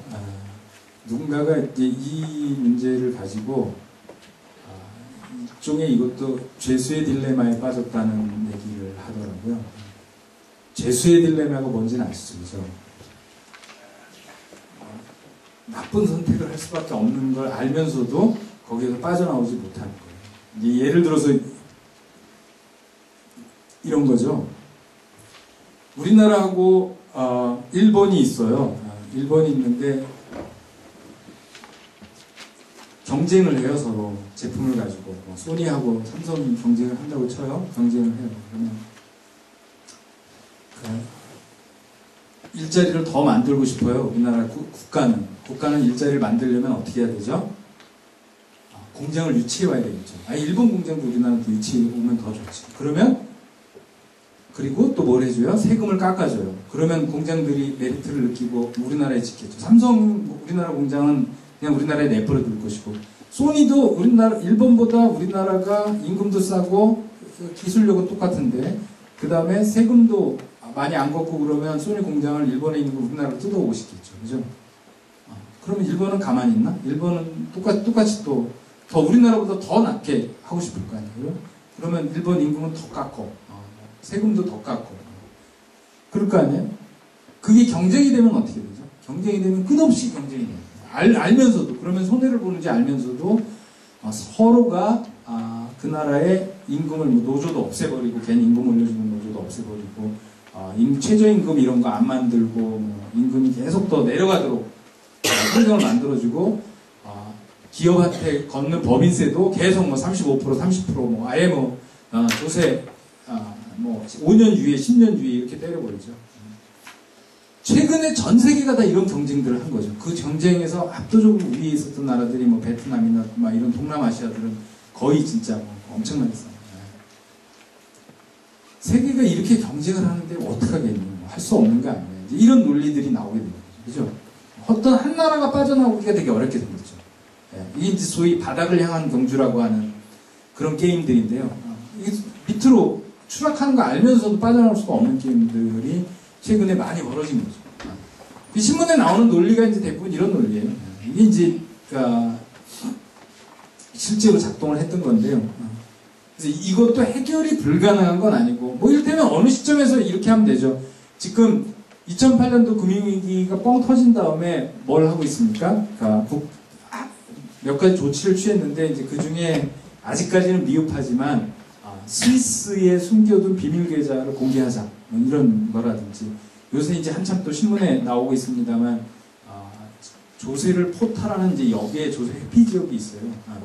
텍세븐 그 에어리어라고 해서 그런 지역들을 다 공개하자, 까자. 그래서 금융들이 몰래 돈을 숨겨두지 못하게 국제적으로 공조를 하자 이렇게 되는 거죠. 그래서 조금씩 하고 있죠, 최근에. 근데 똑같은 논리를 적용하면, 야, 우리 이러면 다 경제가, 세계 경제가 다 망가지니까 그러지 말고, 국제적으로 평균적인 수준의, 뭐 예를 들어서 $10 정도 수준으로 전체적으로 최저임금을 합의를 하고 그 이상 수준으로 서로 내리지는 말자. 이런 합의를 해버리면 되죠. 그럼 국제공조를 하면 이것도 문제를 해결할 수 있어요. 근데 아무도 그 국제공조를 안 해서 문제죠. 아직까지. 그거 역시 선택하기 나름이라는 뜻이고요. 그 불평등이 왜 생겼는가를 이렇게 기술이나 세계화나 뭐 이런 것들로 그려낼 수도 있는데요. 이 그림으로 설명해낼 수도 있어요. 이것도 뭐 복잡한 것 같은데, 왼쪽이 미국이고요, 오른쪽이 한국인데, 저 빨간색은 뭐냐면 생산성이 올라가는 거예요. 우리가 기술이나 이런 걸 도입하면 옛날에는 1시간에 스마트폰을 1개 만들어내다가 똑같은 퀄리티의 스마트폰을 생산성이 향상이 되면 2개 만들어낼 수 있겠죠. 1시간에. 그게 생산성의 향상이죠. 그죠? 단위 시간당 만들어내는 부가 늘어날 때 그걸 생산성의 향상이라고 그러고, 그럴 때 경제가 발전하는 거죠. 그러면 통상 생산성이 향상이 되면 우리가 월급이 오르고 우리의 삶이 나아지는 거는 다 생산성의 향상 덕분이라고도 표현할 수 있는데, 어떤 비유에서 보면 생산성이 10% 향상이 되면 기업도 이윤을 10% 가져갈 수 있고 우리도 월급을, 연봉을 10% 받을 수 있습니다. 그러면 같아지는 거죠. 똑같이. 그러면 부의 분배가 똑같은 수준을 유지하게 되는 거죠. 그리고 여기 보시는 것처럼 실제로 세계 경제사는 그렇게 움직여 왔고요. 그래서 여기 보시는 것처럼 미국의 경우는 1980년대, 80년까지, 70년대까지는 이렇게 생산성이 올라가는 거에 우리 소득이 같이 똑같이 따라서 올라갔고요. 우리나라는 언제까지 대충 외환위기 때까지 비슷하게 움직였습니다. 그리고 미국의 경우, 뭐 영국도 마찬가지입니다만 1980년 이후에 생산성은 그냥 올라가던 대로 올라갔는데 소득은 서버린 거죠. 우리나라도 아예 서버리진 않았지만 대략 외환위기 이후가 되면 생산성은 그냥 올라가던 대로 올라갔는데 소득이 그 밑으로 가버린 거죠. 그 얘기는 뭐냐면 기업이 더 많이 가져가고 우리 일반 직원들이나 노동자들은 그에 준하지 않게 가져가는, 저 격차만큼 불평등이 늘어나는 거죠. 그래서 결국은 생산성이 늘어나는 것만큼 못 가져가게 됐다는 일반 가게가 가져가는 몫이 점점 더 줄게, 무슨 이유 때문인지 줄게 되었다고 우리가 보게 된 거고, 저거를 다시 맞춰야만 불평등이 줄어들 거다, 이런 얘기를 이제 해볼 수가 있는 거죠. 그래서 원인에 대해서는 여러 가지가 있다. 그러니까 우리가 불평등 같은 사회적인 큰 문제들은 우리가 뭐 논술을 구상하거나 여러분들의 사고를 구상할 때 한 가지로 심플리 이렇게 정리할 수 없어요. 그리고 실제 객관세계로 그렇게 돼 있지도 않아요. 그래서 적어도 몇 가지 복수계의 원인들을 상상해야 하고요. 그게 우리의 합리적이고 발전적인 사고들을 만들어내는데 되게 중요하고요. 그 원인들이 아예 뭐 기술 변화는 원인이 아니다 이렇게 말할 수 없어요. 근데 그런 것들이 왜 생겼는지를 조금 따져보면 그건 해결 가능한 건지 불가피한 건지 해결 가능하다면 어떻게 가능한 건지 우리 이런 것들을 이제 찾아내는 게 우리의 사고들을 이제 만들어내는 되게 중요한 그 방법이라고 생각을 하고요. 이제 후반부인데 불평등하면 한 가지는 짚어봐야 돼요. 뭐냐면 항상 어떤 이슈가 생기면 상식처럼 받아들이는 특정 사회에서 상식처럼 받아들이고 있는 도그마 또는 어떤 교의 뭐 이런 게 테니 뭐 이런 게 있는데요. 그 중에 하나가 자본주의 이상은 어느 정도의 불평등은 불가피하다. 어떤 의미에서는 불평등은 노력한 것만큼 성과 경쟁을 촉진시켜서 경제를 발전시키는 서로 자극제가 될 수 있다. 뭐 이런 거 우리가 굉장히 많이 들어봤어요. 그죠? 그래서 너무 불평등 얘기하지 말고 사실 불평등이라는 게 어느 정도 주어지니까 서로 내가 좀 더 나아보려고 하고 경쟁도 생기고 더 열심히 해보려는 동기부여도 되고 뭐 그랬던 거 아니냐 이제 이런 게 실제로도 아까 가장 평등했던 시기인 70년대까지만 해도 진보적인 마인드를 가진 사람조차 그 사실을 인정했어요. 어느 정도의 불평등은 그런 촉진제가 되고 동기부여가 된다고 했는데 요즘에는 약간 이제 글로벌한 트렌드가 약간 바뀌고 있어요. 이 데이터는 그냥 그림만 보세요. 근데 IMF에서 나온 IMF 데이터인데요. 이 앞에가 이 빨간 그래프는 뭐냐면 장기 성장에 영향을 미치는 요인이에요. 요인이 그 중에 제일 큰 거로 되어 있는 게 이제 소득 분배가 장기 성장에 영향을 미친다고 하는 건데 오히려 이 그래프가 말해주고 있는 건 오히려 어느 정도의 불평등은 그럴지 모르겠는데 불평등이 굉장히 심해지면 장기적으로 경제에 거꾸로 나쁜 영향을 준다는 게 이제 것들이 증명이 되고 있습니다. 적정한 수준의 받아들일 만한 수준의 불평등은 서로 간에 동기부여를 하면서 경제성장과 생산성 향상을 촉진시킬 수 있지만 그게 심해져 버리면 거꾸로 장기 경제성장에 불리하게 작용한다는 게 이제 최근에 국제경제기구나 이런 데서 나오는 얘기들이고요. 그것도 나름대로 또 근거가 있어요. 좀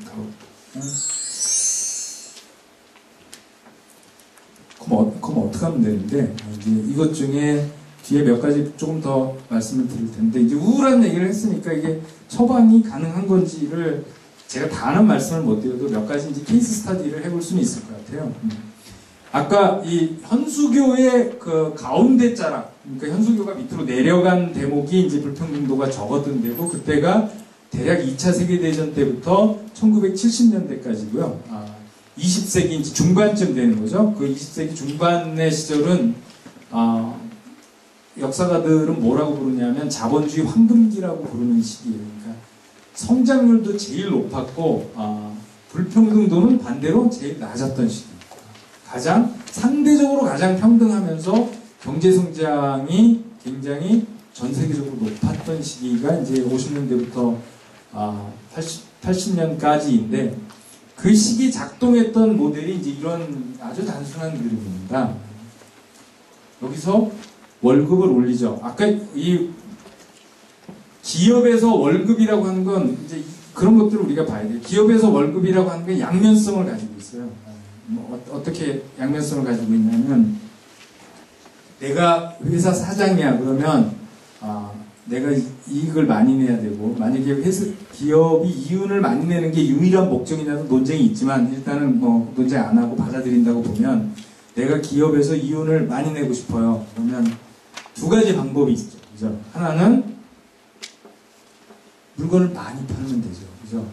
많이 팔면 많이 이익을 남길 거 아니에요? 스마트폰 한 대 파는 것보다 두 대 파는 거, 두 대 파는 것보다 세 대 파는 게 이윤을 많이 올릴 거 아니에요? 그죠? 그게 하나예요. 그러니까 매출을 늘리는 거죠.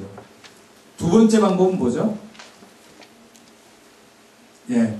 임금을 포함한 비용을 줄여버리면 되죠. 자, 한 개 파는 것보다 두 개 파는 게 이윤이 2배 남죠? 하지만, 지금처럼 경제가 나빠 상황이. 그래서 두 개를 팔 수 없어. 두 개를 팔 수 없다면, 한 개당 이윤이 늘어나면 되는 거죠. 한 개당 이윤이 늘어난다는 얘기는 그 비용을 떨어뜨리면 돼요. 다 원가라고 하죠. 원가를 떨어뜨리면 되죠. 그 비용 중에 하나가 뭐예요? 직원에게 주는 월급이에요. 그 직원의 월급을 줄여버리거나 늘리지 않아버리면 나는 이윤이 많아요.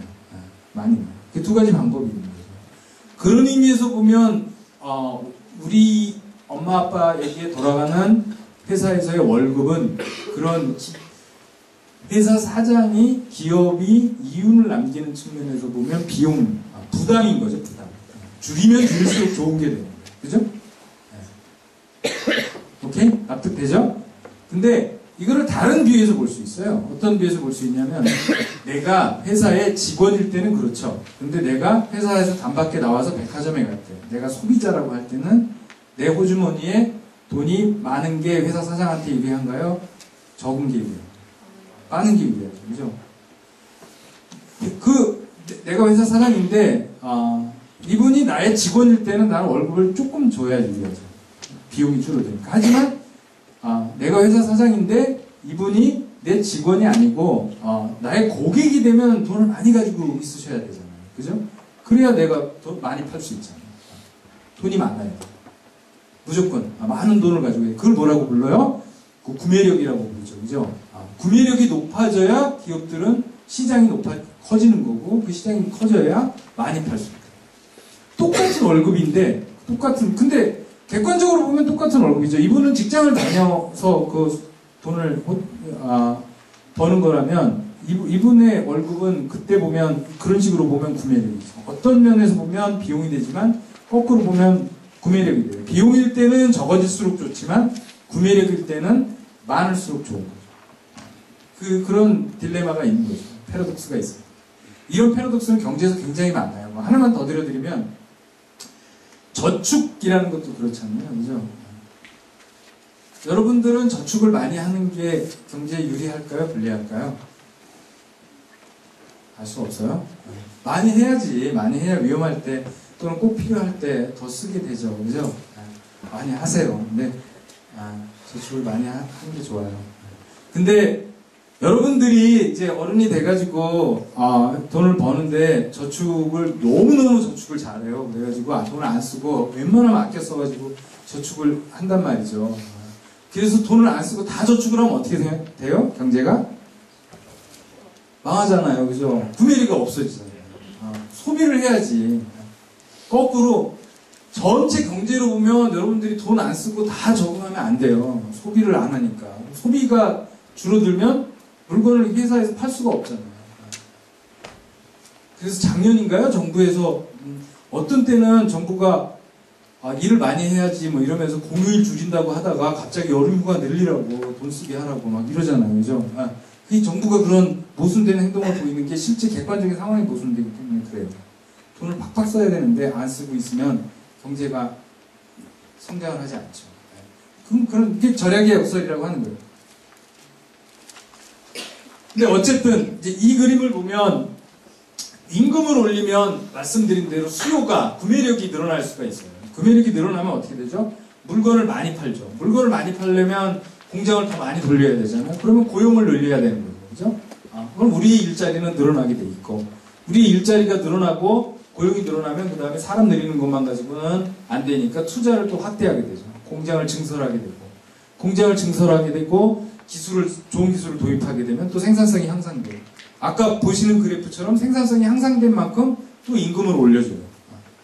그러면 이게 뱅글뱅글 돌면서 월급도 올라가고 기술 경제도 발전하고 기업도 잘 되고 기업도 안 되는 거예요. 그런 선순환 구조들이 형성이 될 수가 있습니다.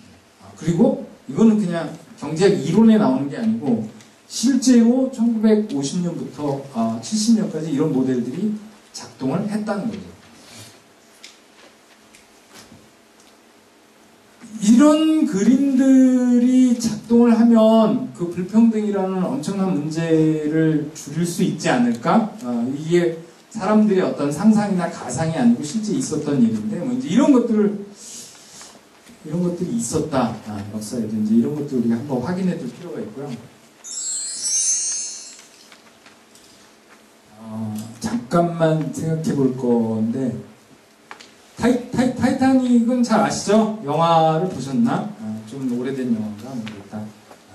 근데 타이타닉이 영국에서 출발해서 미국으로 가다가 침몰하잖아요, 그죠? 전 세계에서 가장 유명한 이 호화 여객선의 침몰이 1912년에 있었다고 합니다. 있었는데 영화에도 그런 장면이 나오긴 하는 것 같아. 이게 디카프리오가 놀았던 거, 막 이렇게 친구들은 2층에 있었고, 그 밑에 이렇게 좀 부유한 친구들은 좀 따로 있었던 것처럼 기억이 지금 그렇게 나는데, 이때 살아남은 탑승객이, 그러니까 전체 탑승객이 약 2,200명이었는데, 살아남은 탑승객이 3분의 1이 안 되는 약 700명 정도 했다고 해요. 근데, 700명이라는 숫자가 중요한 게 아니고, 그 살아남은 사람들이 대부분 2층에 있었던 1등석에 있었던 사람들이었다고 합니다. 그리고 사망했던 사람들은 2등석, 3등칸에 있었던 사람들이 다 사망했다.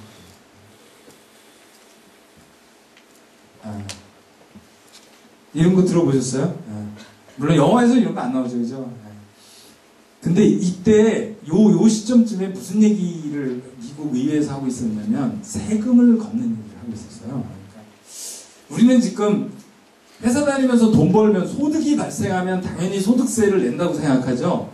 근데 그 소득세는 뭐 인류가 그 경제활동을 하고 나서 생긴 게 아니고 그 역사가 불과 뭐 100년 뭐 이렇게밖에 안 돼요. 되게 긴 역사가 아닌데 이 소득을 번 사람들이 누진적으로 소득세를 내서 그걸 가지고 사회보장도 하고 복지도 하고 이런 시스템은 길어야 100년 역사밖에 안 되는 되게 최근의 현상입니다. 그리고 당연히 그렇기 때문에 국가가 시민들의 안전과 시민들의 생활이나 건강에 대해서 책임을 져주는 복지국가 시스템도 그렇게 오래된 시스템은 아닌 거죠. 왜냐하면 그런 복지국가가 되려면 세금을 내야 되거든. 그래야 뭐 국가의 재원은 세금으로 대부분 채워지는 건데, 그래서 소득세라는 걸 이제 만들어내게 된 건데, 미국의 경우는 이때 이제 소득세 논의가 막 되고 있었던 와중에 타이타닉호 사건이 생겼고, 그 타이타닉호 사건에 이런 얘기들이 흘러나오면서 어디까지 영향을 미쳤는지 잘 모르겠습니다. 하여튼 관계가 있는 걸로도 보도도 되는데, 그러면서 이 부자들이 미국 의회에 로비를 해서 그 세금 걷는 거를 한창 반대하고 있었던 와중에 저게 언론을 통해서 나오면서 갑자기 세금을 내라 이런 분위기가 압도적으로 커지면서 그 조세를 걷는 법안이 미국 의회에서 갑작스럽게 되게 빨리 통과가 됐다고 해요. 그래서 제가 저 얘기를 했던 건 아까 그 현수교 그리는 것 중에 그 표의 시작 지점이 1913년이라고 표현했더니, 그래서 이제 소득세를 미국에서 걷기 시작했고 세금 데이터가 만들어지기 시작해서 미국의 부가 어떻게 불평등이 됐는지를 그리는 그 시작 연도가 1913년입니다. 그래서 그런 그래프가 그려졌는데, 이제 이 말씀을 드리고 싶은 거는 그런 세금이 되게 중요한 역할을 불평등을 푸는데 할 수도 있다. 근데 그게 오래된 건 아니고, 어쩌면 이 불평등을 얘기하는 지금 뭐 이렇게 증세 얘기나 이제 여러분들 뉴스나 이제 이런 데서 보면 이제 세금 얘기, 복지 얘기가 되고 있는 거는 그게 어떤 하나의 그 문제를 풀어주는 키일지도 모른다는 생각을 해보시기 바라고요. 그 다음에 이제 답 얘기를, 아까 맨 처음에 질문에 대한 답 얘기는 이거예요.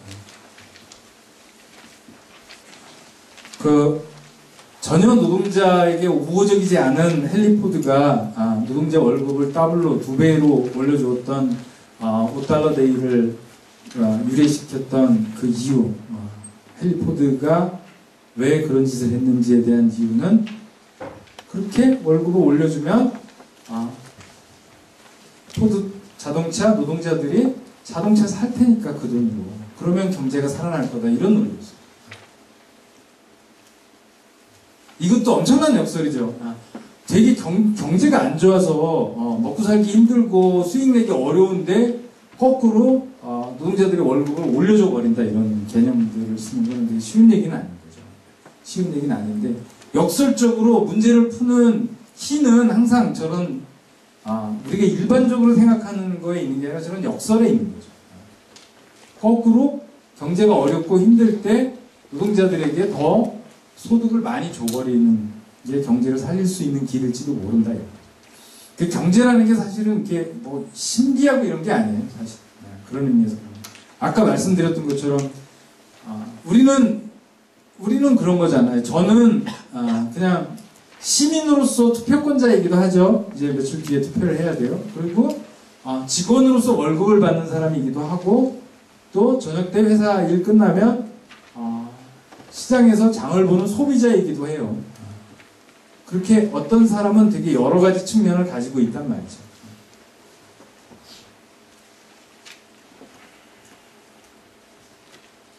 이런 답이 아마도 지금의 불평등의 문제들을 풀 수 있는 되게 어려운 답은 아니지만, 모든 답은 아니지만 하나의 답이 되지 않을까라고 생각하고, 아마도 그러나 헬조선 이런 얘기가 나오는 이유들은 이런 간단한 답들을 회피하기 때문일 수도 있다는 생각을 해보게 됐어요.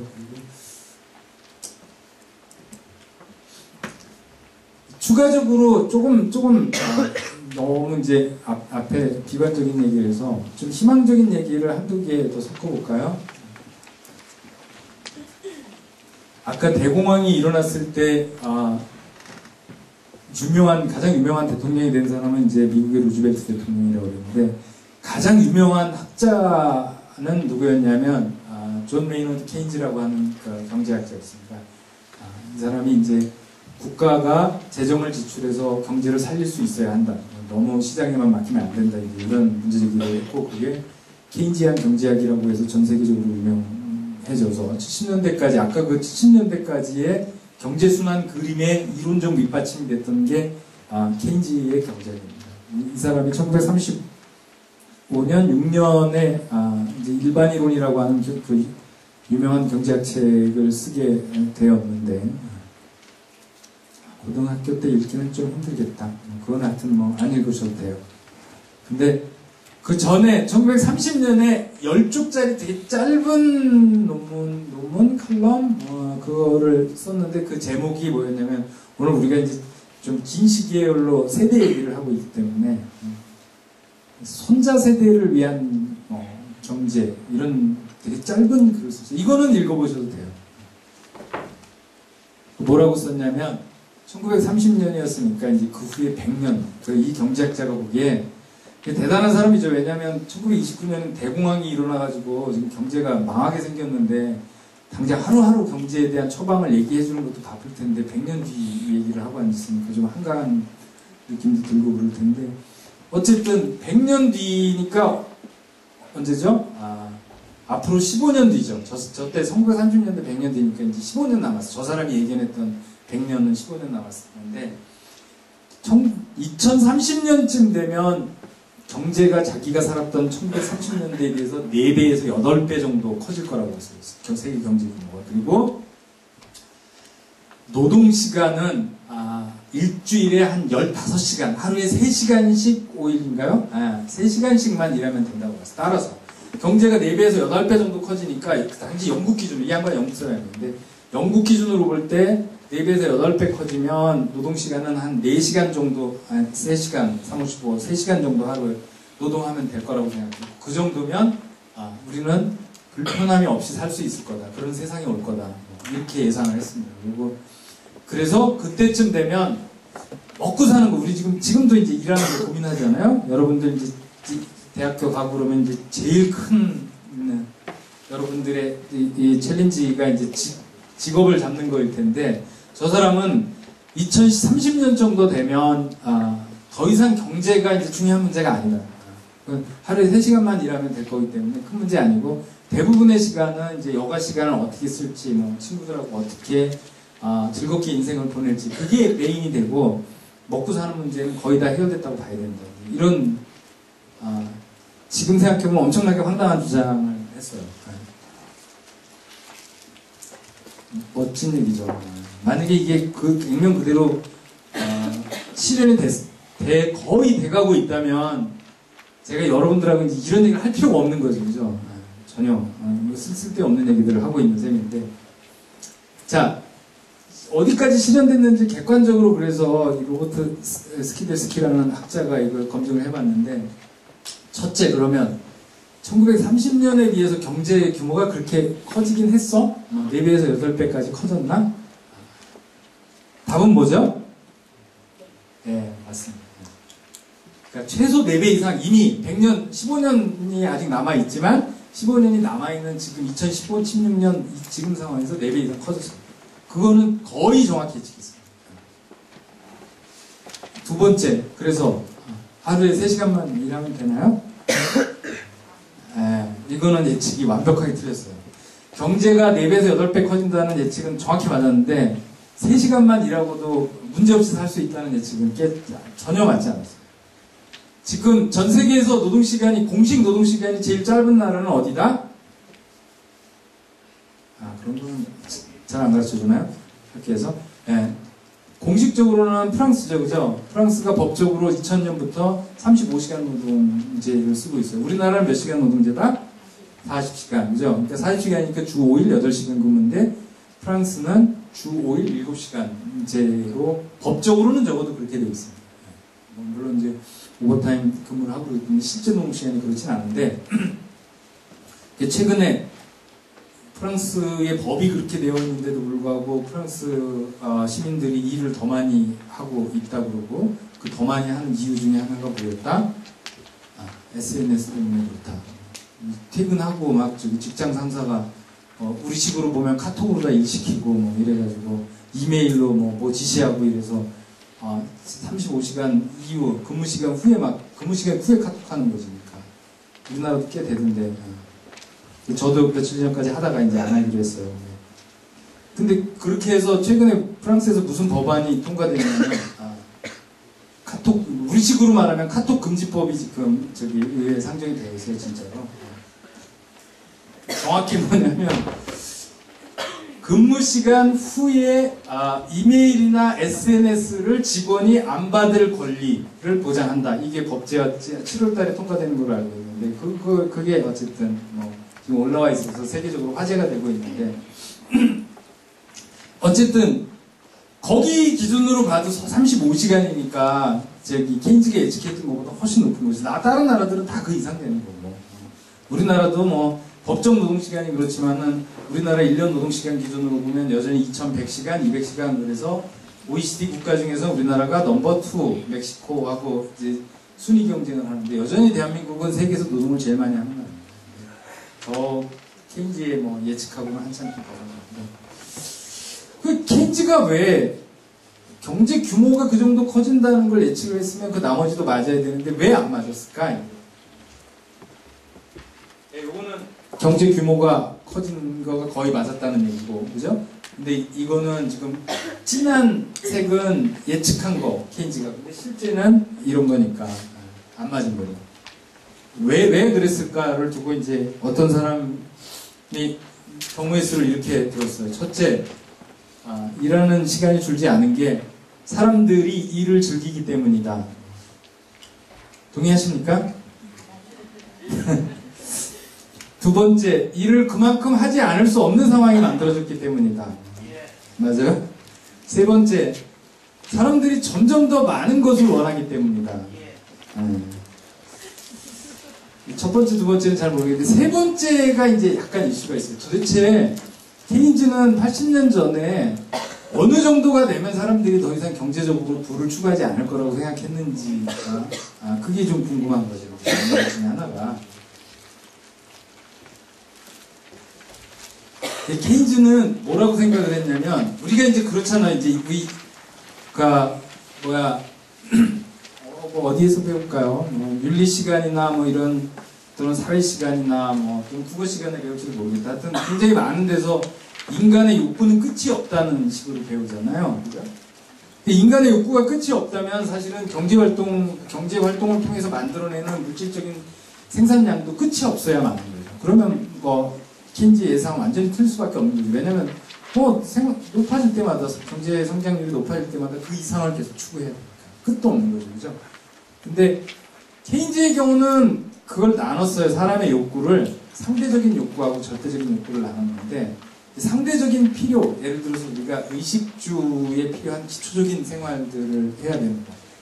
누구 표현대로 어느 미국의 재벌이 그러더만요. 그러니까 자기가 엄청나게 부자지만 자기가 부자라고 해서 무슨 운동화나 구두를 뭐 몇백 킬레를 가지고 있어야 되는 건 아니다. 그리고 자기가 엄청나게 부자지만 부자라고 해서 내가 무슨 뭐 하루에 뭐 밥을 뭐 몇백 끼를 먹어야 되는 것도 아니고 자기 세 끼 뭐 기껏해야 네 끼 다섯 끼만 먹어도 되고 자기가 아무리 부자라고 해도 옷을 뭐 엄청나게 많이 살 필요가 있는 건 아니다. 자기도 뭐 청바지에 뭐 몇 개만 있으면 된다. 그런 맞는 얘기죠 사실은. 그런 아주 기본적인 필요와 관련된 욕구를 상대적인 필요로 한다면 이거는 어느 수준이 넘어버리면 제한이 끝이 올 거라고 봤던 거죠.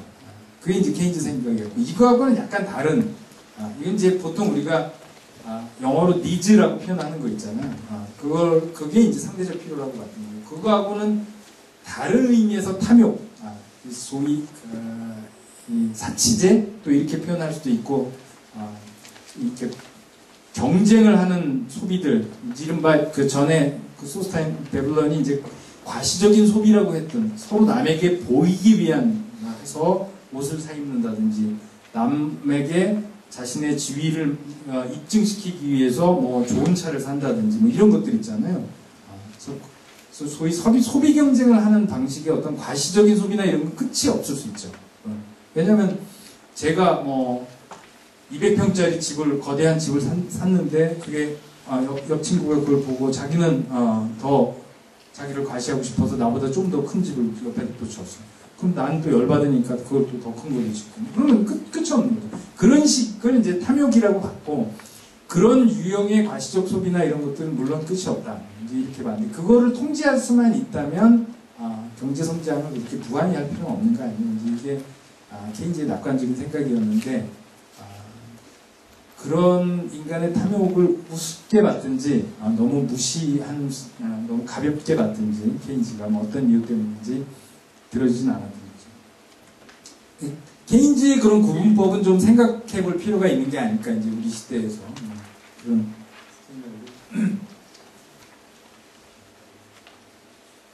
이제 그렇게 됐을 때는, 만약에 그런 탐욕이나 이런 것들을 제어하고, 기초적인 필요에 초점을 맞췄을 때는 사람들이 그 이상의 불평등 경쟁을 하진 않을 거라고 봤던 거고요, 케인즈는.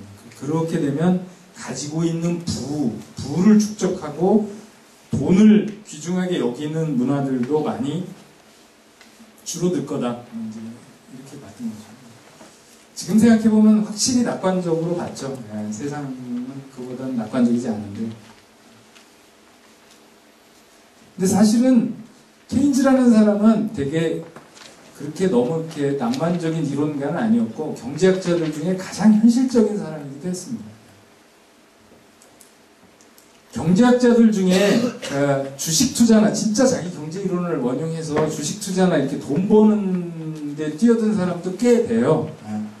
평균적으로 경제학자들이 돈 버는 재주가 많을 것 같습니까? 적을 것 같습니다. 거의 없다고 해요.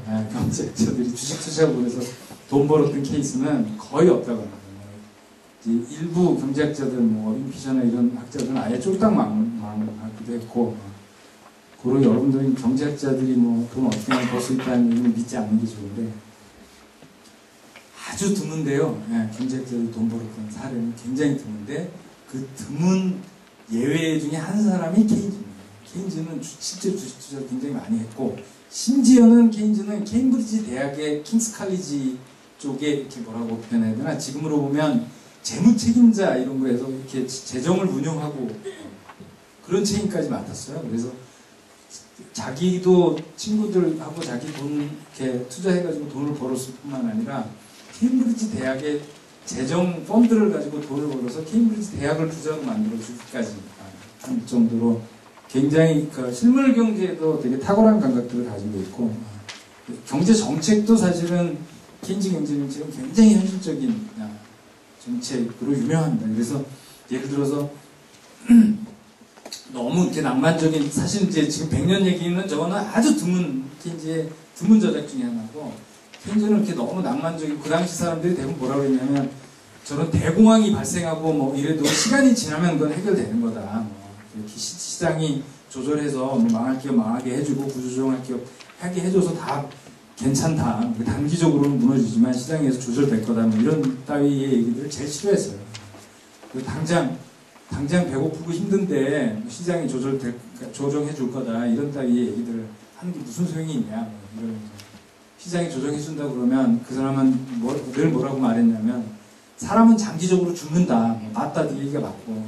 근데 너는 장기적으로 죽을 테니까 지금 오늘 뭐 고민하고 배고프고 힘든 거 신경 쓰지 마. 이렇게 얘기한다고 그게 말이 되냐.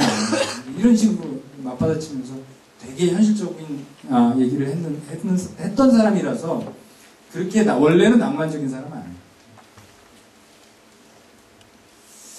자, 여기 시계가 없어서 제가 이 시간 감각을 잘 못 가르치는데 그렇습니까? 너무 오래 했군요.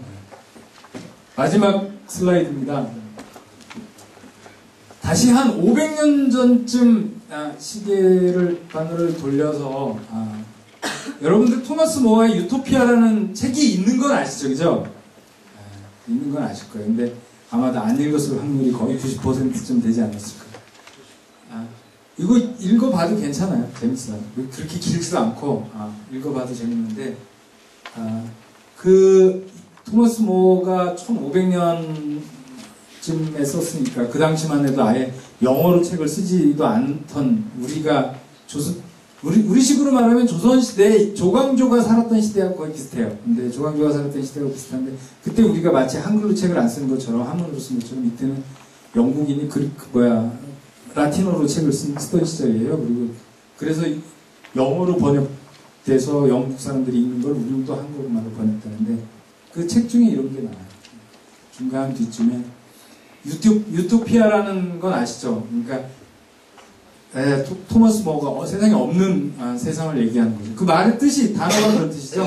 이 세상에 없는 세상인데 그 유토피아라는 얘기를 어떤 제3자를 통해서 이제 들려주는 방식으로 갔다 온 것처럼 해주는데 거기에 이제 뭐라고 나오냐면 평일은 이제 이 사람은 500년 전에 하루 6시간 사는 걸 유토피아라고 봤습니다.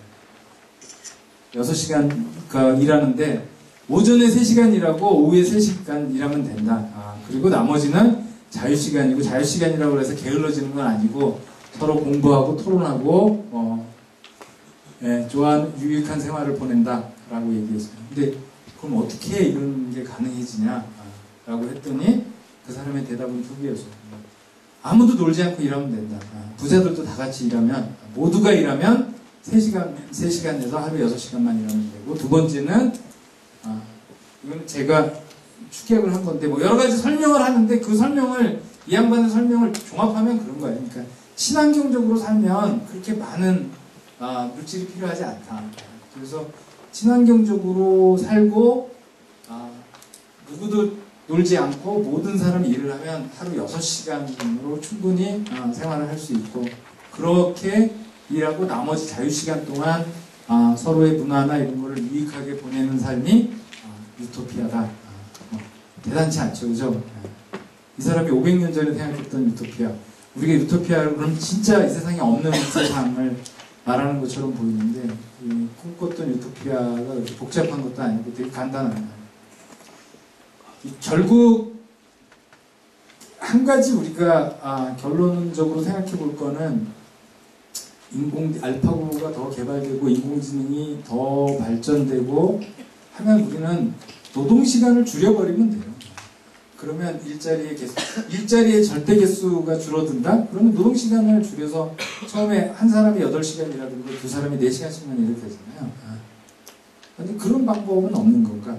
그런 것들을 암시해 주는 거죠. 케인즈가 암시했던 것도 일종의 그런 거였어요. 기술이 발전하는 걸 우리가 못 발전하게 막을 필요는 없는 건데 기술이 발전하면서 우리는 힘들고 괴로운 일들을 기계에게 주고 또 하루에 뭐 10시간, 뭐 15시간 옛날에 200년 전만 해도 하루에 12시간 미만이라는 걸 금지했거든요. 처음 있죠. 산업혁명 직후에. 근데 지금은 8시간 이상 일하면 안 된다 이렇게 되어 있지만 뭐 그런 아이디어들도 있는 거죠. 그래서 생각보다 제가 요약해 드릴 거는 생각보다 불평등이라고 하는 게 간단한 문제가 아니고 굉장히 긴 역사적 연원을 가지고 있을 뿐만 아니라 앞으로도 굉장히 길게 갈 수 있는 위험 요소다 이런 거고 어쩌면 우리 사회에 헬조선이나 이런 게 나오는 이유 중에 하나는 이제 인과학적인 문제도 있지만 인과학적인 고령화 문제도 있지만 경제적인 큰 흐름들이 여러분들의 부모 세대, 할머니 세대 또 증조 할머니 세대하고는 약간 다른 이제까지는 계속 경제가 이렇게 올라갔는데 전체 경제가 이제 올라가지 않고 내려가는 부모 세대보다 여러분의 저 기준으로 보면 저희 아버지, 저희 할아버지보다 무조건 제가 더 잘 살 수 있다고 제가 잘나서가 아니라 전체가 그렇게 다 좋아지니까 있다고 가정했고 우리 아버지, 할아버지도 가정했고 저도 마땅히 그렇게 생각했는데 아무 의심 없이 그거는 늘 그랬던 것은 아니다. 어쩌면 우리 세대의 특수한 거였고 여러분 세대는 좀 다를 수도 있는 뭐 그런 상황이라는 거. 그게 여러분들에게 이제 아프게 다가오는 우리에게 아프게 다가오는 거는 불평등이라는 요인, 그냥 경제 규모가 조금씩 늘어났을 뿐만 아니라 그 사이에서도 서로 분배되는 것들이 굉장히 악화되기 때문이 아닐까라는 것들에 대한 여러 가지 증거들이 있다라는 것이고요.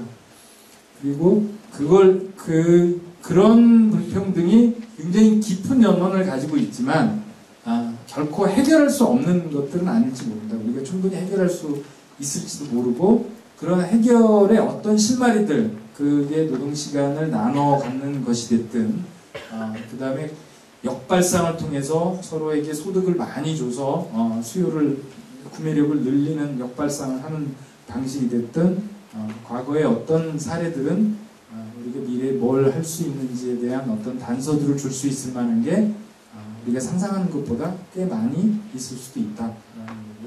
그런 것들이 만약에 있다면 우리 이후에 그런 부모 세대보다 자식 세대가 더 힘들어질 수도 있는 가능성이 있지만 그거를 해결할 수 있는 지혜나 이런 것도 우리는 가지고 있다. 이렇게 정리할 수가 있지 않을까 생각합니다. 예, 제가 원 계획보다 30분 정도를 사실은 얘기를 한 1시간 정도 하는 게 듣는 사람 입장에서는 제일 편한데 시간 통제를 잘 못한 것 같네요. 예, 제 얘기는 이거로 마치도록 하겠습니다.